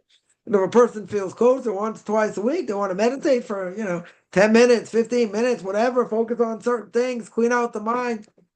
If it's done in the right way, it's good. There's no question. Right? The only issue is, okay, I did it for half an hour, 45 minutes, feel like a different person, I feel like I walk on air, okay. Got to pray the afternoon service before it gets dark. Right? Psalm 150. Yeah? That doesn't take the place. That's the point. Right? It doesn't take the place of prayer. It's nice. It's a beautiful thing. Of course, they can feel like they're walking on water. Beautiful. Yeah, you can go meditate. Great. Go meditate. Whatever it does to take a person in general to get closer to God, if it works, it doesn't go against Torah, it doesn't go against anything. You're allowed to. Very good. Yeah, at the same time, it doesn't take the place of formal prayer. That's what a person has to understand. Right? So as a non-Jew, it's much easier. Much easier. Right? And why? They can say what they want. They want to say more Psalms, more of Tanakh, less of Tanakh. Okay. The fact that a person doesn't know how to pray, that doesn't matter. Right? God's going to take those thoughts and put it into prayer. For a Jew, it's easier in that sense. Why? Because if a person doesn't know how to pray, whatever they think, God's going to use it as prayer to him. Like they actually said the prayers. A non-Jew doesn't have that obligation. Right? There is no prayer book. Okay. They took from, certainly not necessarily similar to a Jewish prayer book, because, again, most of the things in a Jewish prayer book would never apply to a non-Jew. Right? It's mostly for Jews. I mean, it's only for Jews. Right? All these verses about coming out of Egypt and different things don't apply to them. Right? If they convert, it's one thing. If they don't convert, it doesn't apply to them. Right? Many things. Many, many things. Right? So therefore, a non-Jew should never take, unless they're in the process of conversion, should never take a Jewish prayer book and start praying what Jews pray. There are certain things they'd be allowed to say. Right? Because it can also apply to non-Jews. Okay. But the vast majority applies to Jews. Right? So using a Jewish prayer book would be forbidden. Now, a person wants to use a no-hide prayer book, there's nothing wrong with it. Yeah, there'd be nothing wrong with it. Right? As long as his prayer book is, not taking anything from Jews and just used it for non-Jews. Right? Which it shouldn't. Which in general it shouldn't. Right? So that's much easier. If a person doesn't know how to pray, they just direct their thoughts to heaven. Right? And God will formulate it however he does. Right? That's much easier, I would say, in a certain way. For Jews, okay, you get all these things you have to say, and you have to bow, and you have to this, and you have to that. Right? Prayer is complex. Well, as a prayer, not simple. It's certainly not simple. You have to know. Yeah, when to stand, when to sit, when to bow, when to this. There's a lot. Right? There's a lot to know. At the same time, certainly for a guy, 3 times a day, whether you like it or not, that's what you're going to do. Some people more into it, some people less into it, but it has to be done. That's the bottom line. Right? So, are there good books written on prayer? Sure. Yeah, a lot of good books written on prayer. Certain things never been translated. Okay. Right? But prayer is something, again, always needs to be strengthened. I've heard people say, well, if you said fewer prayers, it'd be better. People wouldn't just, space out. And okay, you're right. I would agree in theory. Right? There's only one problem. A lot of people who wrote up these prayers could bring back, people from the dead, even though generation wasn't worthy. Right? So I always say, if that's the case, and people like that, including people that were prophets, then whatever, again, very simplistic, I would say whatever they tell you to do, that's what you got to do. A person's not going to reinvent the wheel and say, oh, I know better. Then we wrote it for that generation, and then people on that one. No, it's for everybody. Right now, it was worse when it wasn't written down. Right? Then only certain people could say the prayers because a lot of people couldn't necessarily memorize them. Okay, that was an issue. Right? And certain prayers we repeat, like the Shemona Esrei, repeat in the morning and in the afternoon, people couldn't say it. And even if you have everybody that can say it and can read it, you still do it anyway. Right? But at the end of the day, it's for the benefit of the person. It's a benefit for the person.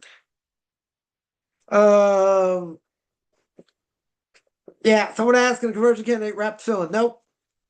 Should not do it.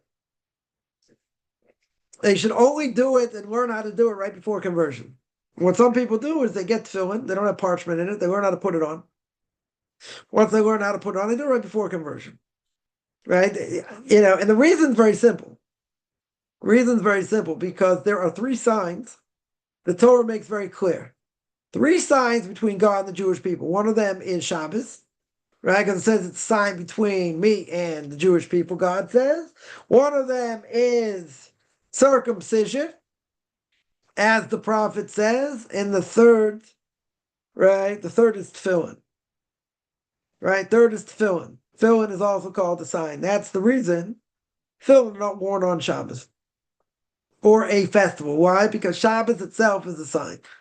As we said, right? Shabbos, tefillin, and circumcision. So if Shabbos is a sign between God and the Jewish people, then you don't need to wear tefillin. right? You don't need to wear phylacteries, whatever you want to call them, right? We'll call them tefillin because it sounds better, right? So a person would not wear tefillin on Shabbos exactly for that reason. Exactly for that reason. Yeah, because it's a sign between God and the Jewish people. So therefore, tefillin, don't apply to non-Jews. Right? Even if they're in the process of conversion. So someone will say, if you're in the process of conversion, how are you going to know how to do it? So okay, right before conversion, you learn how to do it. Right? And there are people that will get tefillin without parchment in it. That's the whole point. I mean, mostly the point. I mean, there are a lot of laws in the tefillin themselves, right? That are extremely important. But obviously, the power of the tefillin are not just the boxes and the straps. And I mean, that's part of it, for sure, part of it, right? But you have this parchment that goes in, which is even more important in many ways, right? So to learn how to put them on right before conversion, good, right? That a person can learn how to do, right? I would say certainly better a person gets filled without parchment first. Then they learn how to do it right before conversion. Okay. And then put the parchment in, then after conversion. Very good. Right? But that doesn't apply to non-Jews. Even by mezuzah, right? Mezuzah really shouldn't be put up by non-Jews.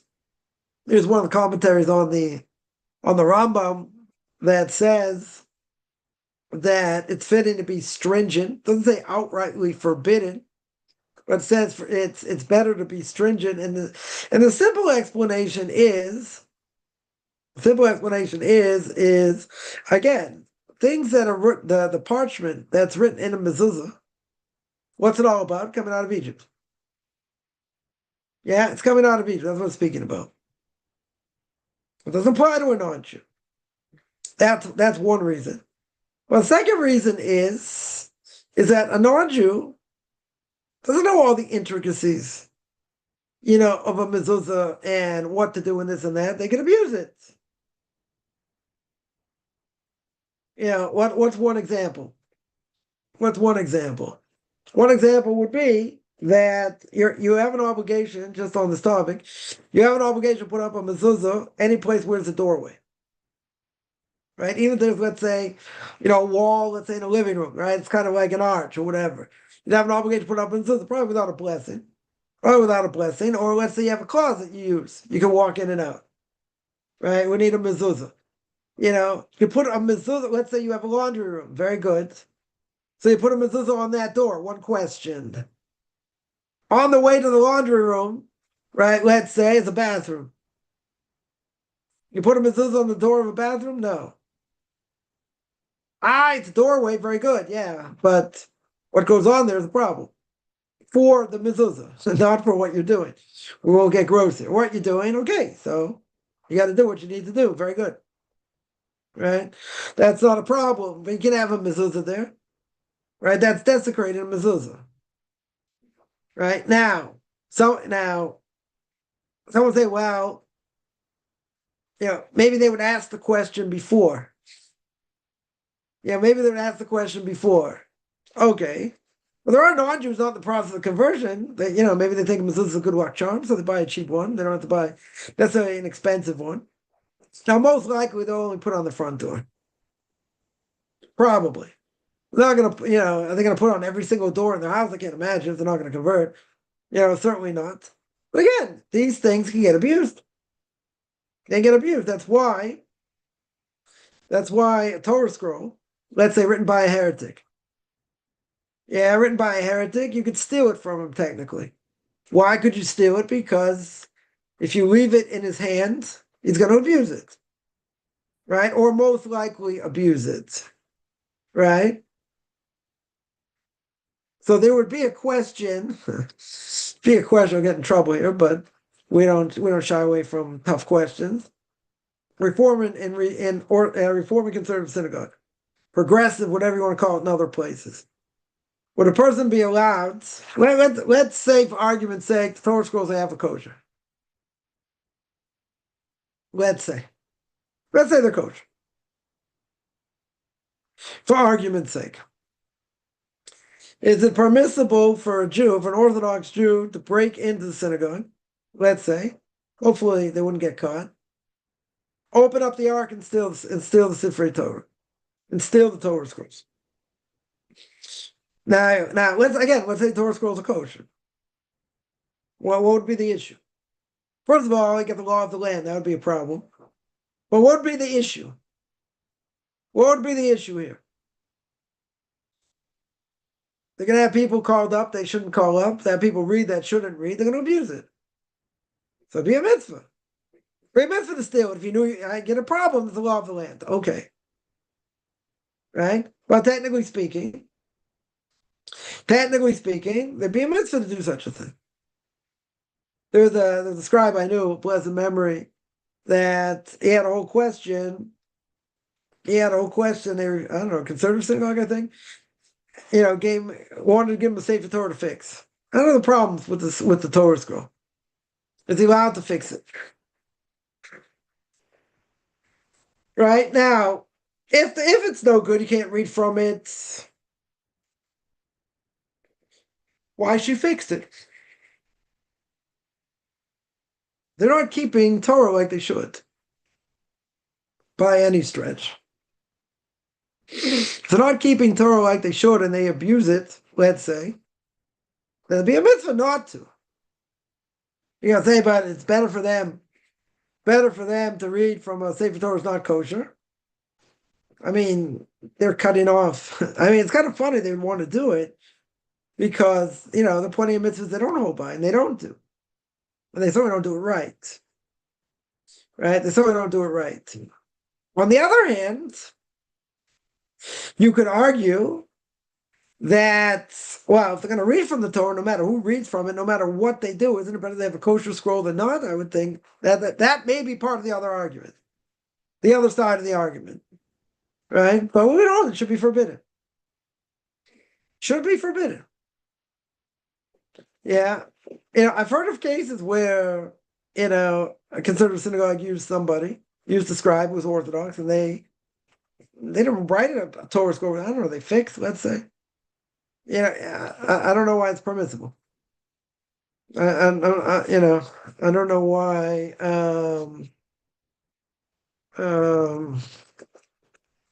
Let me see something here.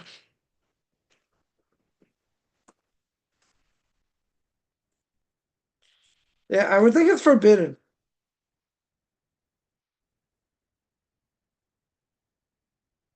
I don't know. According to this, it should be okay. Why? I don't know why. I don't know why it should be okay. Can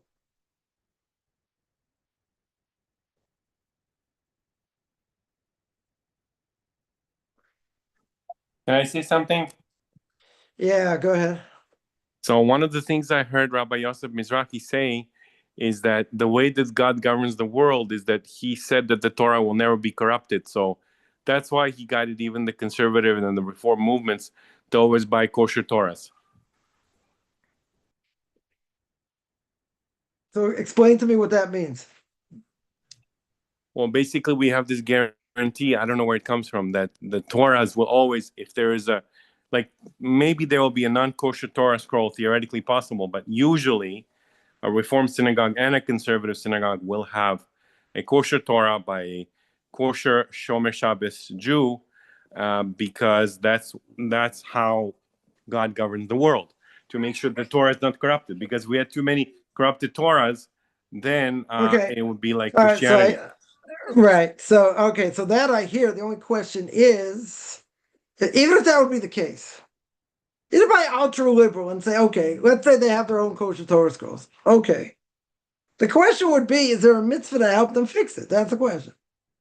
It's not a question of corruption. It's just there could be any, there could be I don't know what happens. You can have smudges. It has to be a mitzvah to fix any Torah, no matter what it is. I don't know about that. Let's say, I'll give you an example. If a Christian wrote a kosher Torah scroll, a kosher Torah scroll, yeah, an absolute heretic wrote a Torah scroll. You do the Torah scroll, you burn it. Are the Because there's no letters the holy. same as what Moses wrote them? It doesn't matter, even if you have God's name in there. Even if you wrote God's name properly. Yeah, there's a Mishnah Gittin says a min, whatever, a heretic, the right to save Torah, you burn it. You burn it. It doesn't have any holiness within it because you don't want it to get abused. Right? So you take it and you burn it. It's got no holiness. I Right? would In other never words, respect a Christian, but I would never some, disrespect any Torah enough to burn it. but I'm saying it has no holiness in it, right? Because a scribe, an Orthodox scribe, has to go to the mikveh every day when he writes. The Why? human Because that holds the Torah doesn't make the Torah holy. it doesn't matter. That's not the point. The point is there are certain laws governing this. One law is when you write God's name, Yud K Vav K, you write God's name. You have to have intention for what you're writing it for. A Christian would never have that intention. A secular Jew would never have that intention. A heretic would never have that intention. Oh, but someone's going to say, but he wrote God's name. He wrote God's name. Beautiful. He wrote God's name. It's no holiness whatsoever. I could use it in the bathroom. Doesn't matter. You hold it intrinsic. This, that has no holiness. That's the point. It has no holiness. Now, there could be a smudge. There could be other things that can render a Torah scroll that is possible. That's no good. Okay. Right? That you wouldn't be able to read from it. Very good. Now, the question is, okay, very good. So they're going to want, a Reform and Conservative synagogue is going to want a kosher scroll. I get it. Right? That makes sense. Okay, but that wasn't the question. The question was, it became invalid. I can't use it now. I can't read from it now. They come to you and say, should we fix it? That's the question. Right now, if you're going to tell me they're only going to use a kosher scroll, right, and they're only going to have a kosher scroll, very good. Right? Okay, I don't have an issue with that. Are they going to abuse it? Oh, yeah. They are going to abuse it. They're going to be abusing how they use it. So if they're going to abuse it the way they use it, even if it's a kosher scroll, if it becomes not kosher, how am I allowed to fix it? That's the question. How am I allowed to fix it? Forget about holding it and everything else. That doesn't matter. We're talking about the parchment itself, what's written in it. Is it written in the proper way or not? And it's not written in the proper way. There's a mistake there. Could be one mistake. All you need is one mistake in a Torah scroll, 2 letters smudge into one. Let's say you can't tell what it is. It changes the meaning of the verse. Then you have to fix it. Then you got an absolute obligation to fix it. All you need is one. I'm not even talking about multiple ones. So even if they had a kosher, so again, the question would be, they want to have a kosher scroll. Okay. So they bought a kosher scroll. Okay. Right? You could ask the question, someone wrote a kosher scroll for them. They're going to abuse it. Are you allowed to? That's the question. So if you're going to say, well, they always have a kosher scroll and they only use a kosher scroll, very good. So maybe there's a mitzvah to write for them. Maybe. Maybe there's a mitzvah. So at least they're reading the right thing. Okay, they're going to the right person. Good. Yeah, but if something goes wrong, right? I don't know what the clear-cut halacha is.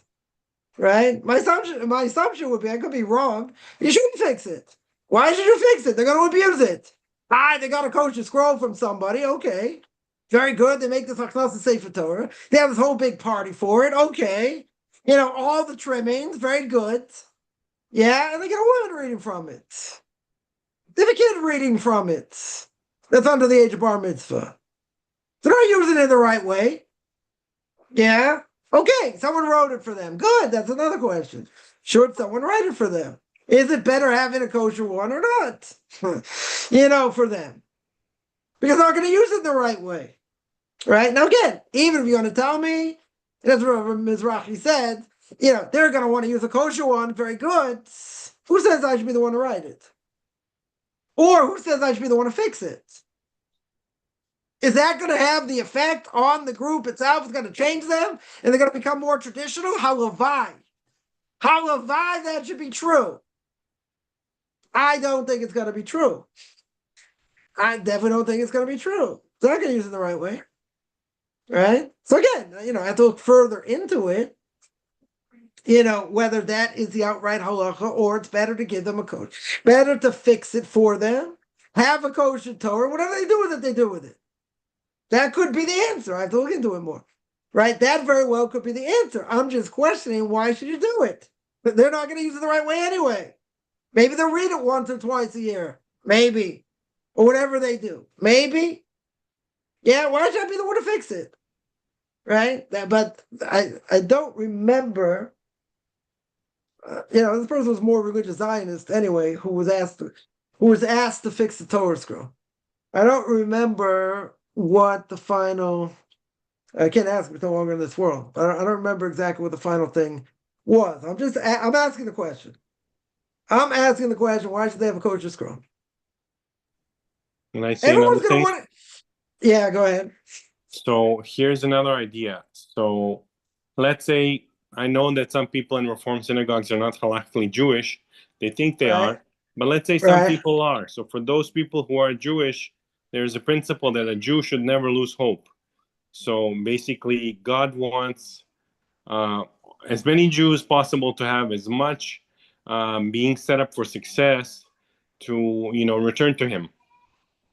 Okay, so let me ask you, even those Jews, right, that are legitimate Jews, okay, yeah, how many of those Jews today, in this day and age, are coming back? Now you're going to say you don't know the answer, right? I don't know the answer. I can guess.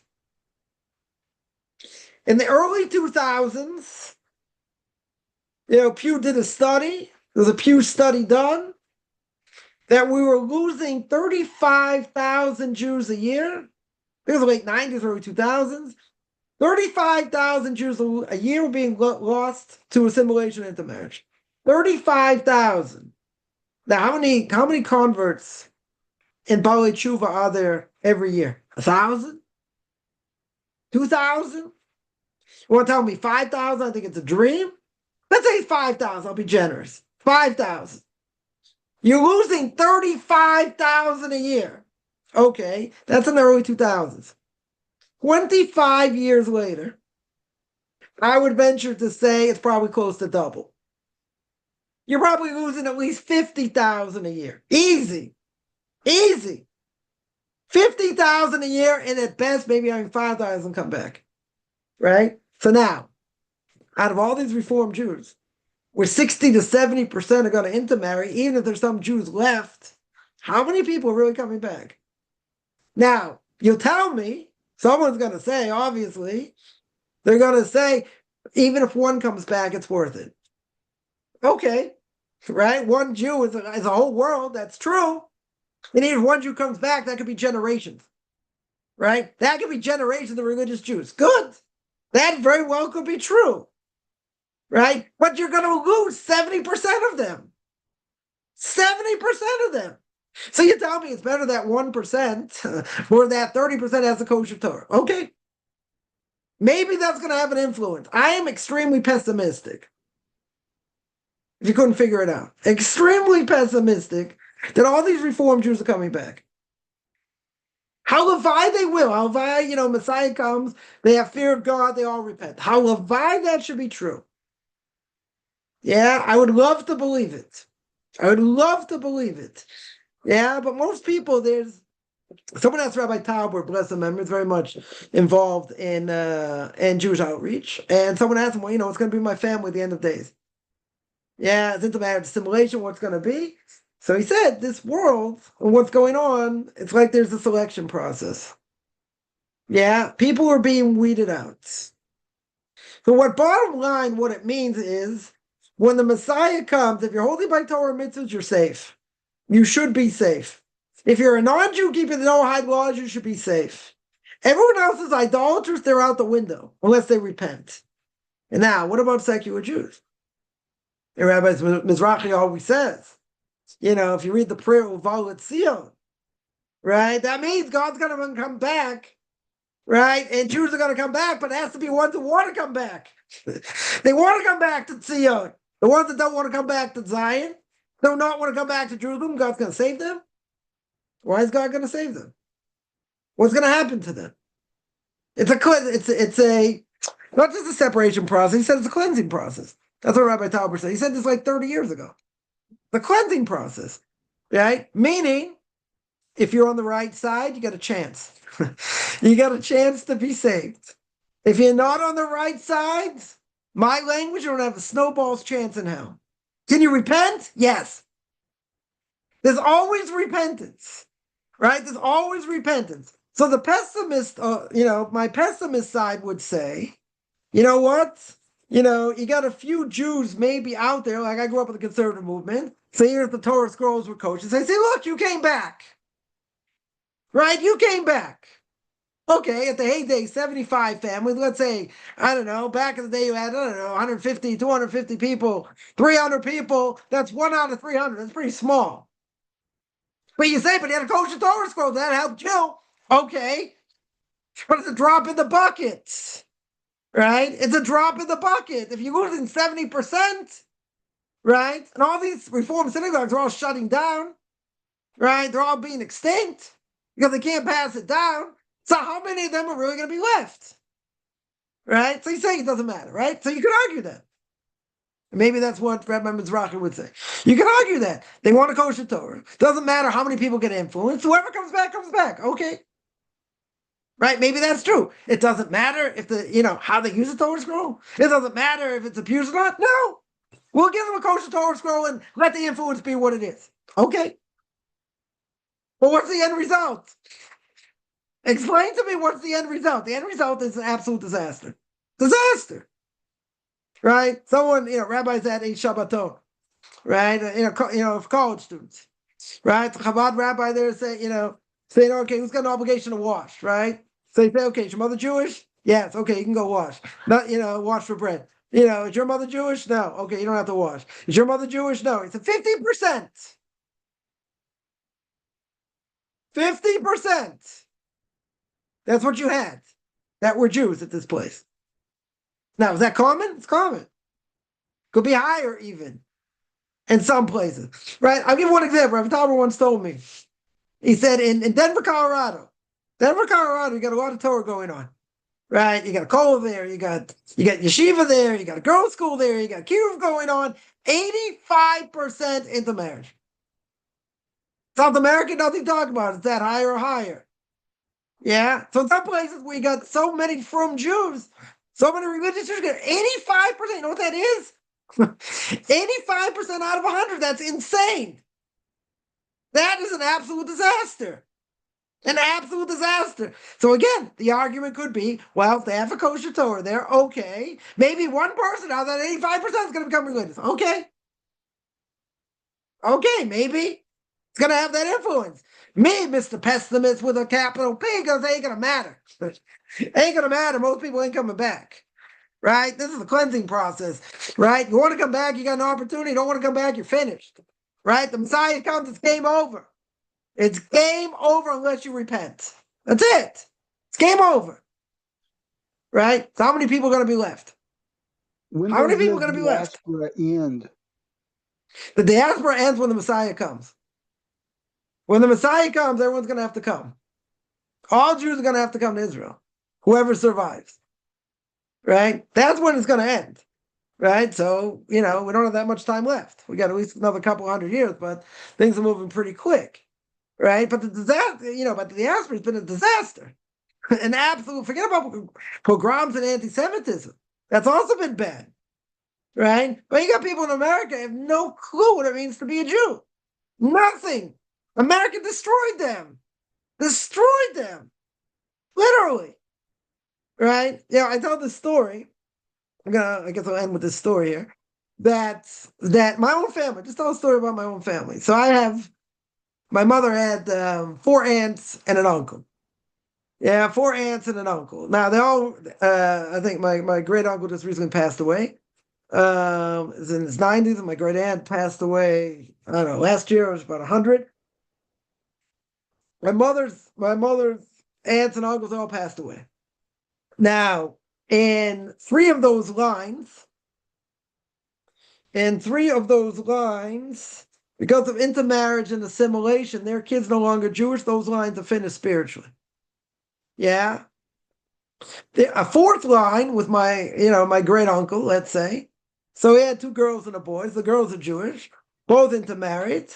Son actually married a Jew, but actually got divorced. But so his kids, his kids are Jewish and their kids are Jewish, even though they're married to non-Jews, right? Technically, they're Jewish. Okay. Another couple generations, that line is on life support, right? That line eventually, somewhere down the line, is going to die, right? It's going to die spiritually. Now, through my mother is me. That's it. You got two brothers intermarried, most people know. So that line is going to stay alive. I had 7 kids, 12 grandkids, 1 on the way, right? So that line's very strong, right? The other line's on life support. The other 3 are gone. And the other 3 are gone. Now, that's normal. That is what has happened, right? So these other lines that are gone, they ain't coming back. Unless someone wants to convert or whatever. I don't see it, but, anything can happen, right? So any of those lines potentially could come back, but they're gone spiritually. They are gone spiritually. This one line is on life support, and the other line is with me. That's the majority, and some places or some people don't even have that. They don't even have that. Kids intermarried, or if the kids even got married, and all the grandkids are not Jewish, so they don't even have a line. Their line is finished. They have 1 kid, 2 kids, whatever it is. They're finished, right? So how many people are going to be left? I would love to believe you're going to have to, the vast majority of Jews are going to survive. I'd love to believe it in my heart of hearts. Right? The reality out there is whoever's going to come back, we try and bring back as many people as we can. Right? And whoever's not, whoever doesn't come back unless they repent when the Messiah comes, they're lost. They're finished. Right? They're going to be gone. So again, part of my argument would be that, if that kosher Torah is going to help, 1 in 10,000, it's like 0.01%, if that, it's worth it. So some people say, yeah, it's still worth it because someone can come back. Okay. In that case, I'm the ultimate pessimist, and I would say, don't fix it. Why are you fixing it? It's not going to help anything anyway. In the bigger scheme of things. Yeah. And at some point, that synagogue is going to die anyway, so we'll get the Sefer Torah anyway. They'll have to give it to someone who's going to use it properly. So let them fix it. Okay. Right? I do hear the argument, right? But the numbers are so small that, that it's going to help. I would say, so what's the point? I would say, what's the point? But you say, no. At least they want to do something right. They want to use it right. Okay, but everything else they do is wrong. Every last thing they do is wrong. How they pray is wrong. Yeah, they don't keep kosher. They intimate, do all these things. So Torah scrolls being abused. Torah scrolls sitting there for what? For what? To help 1 person out of 10,000? Or 100,000 or whatever? Okay. Some will say, yeah. So let them use the kosher scroll. At least someone will come back. Okay. Right? That can save 1 generation of a family. Right? Have future generations. Okay.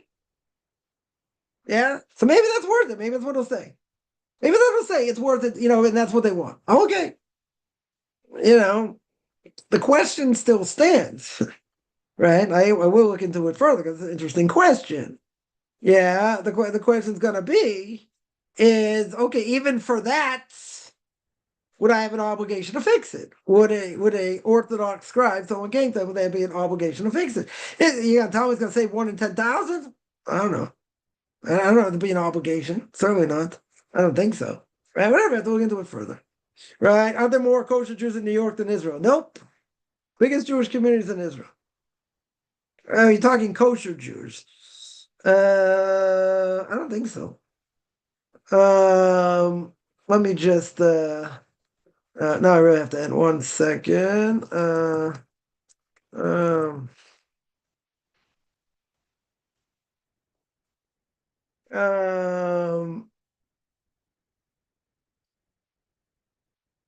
Israel's definitely higher. Yeah. According to stats, Israel has 1.45 million ultra-Orthodox Jews, compared to an estimated, let's say, 340,000 to 493,000 greater New York area. let's say even if it's 500,000. Yeah, so it's triple. Israel's triple that. Anyway, I'm going to stop here. I want to thank everyone for coming. I do this every Sunday, 9 o'clock Eastern Time, 4 o'clock Israel time. And if you have any questions, find me on Facebook, Michael Kaufman. We're back. Beyond Orthodox Version Judaism, orthodoxversion.com. You want to send me an email, Beyond Orthodox Version Judaism on YouTube. There I get videos, Q&As, I ask my fathers. Make some more video shorts this week, hopefully. And you want to send me an email, Rabbi Chaim Kaufman at gmail.com, RBBI, CHIM.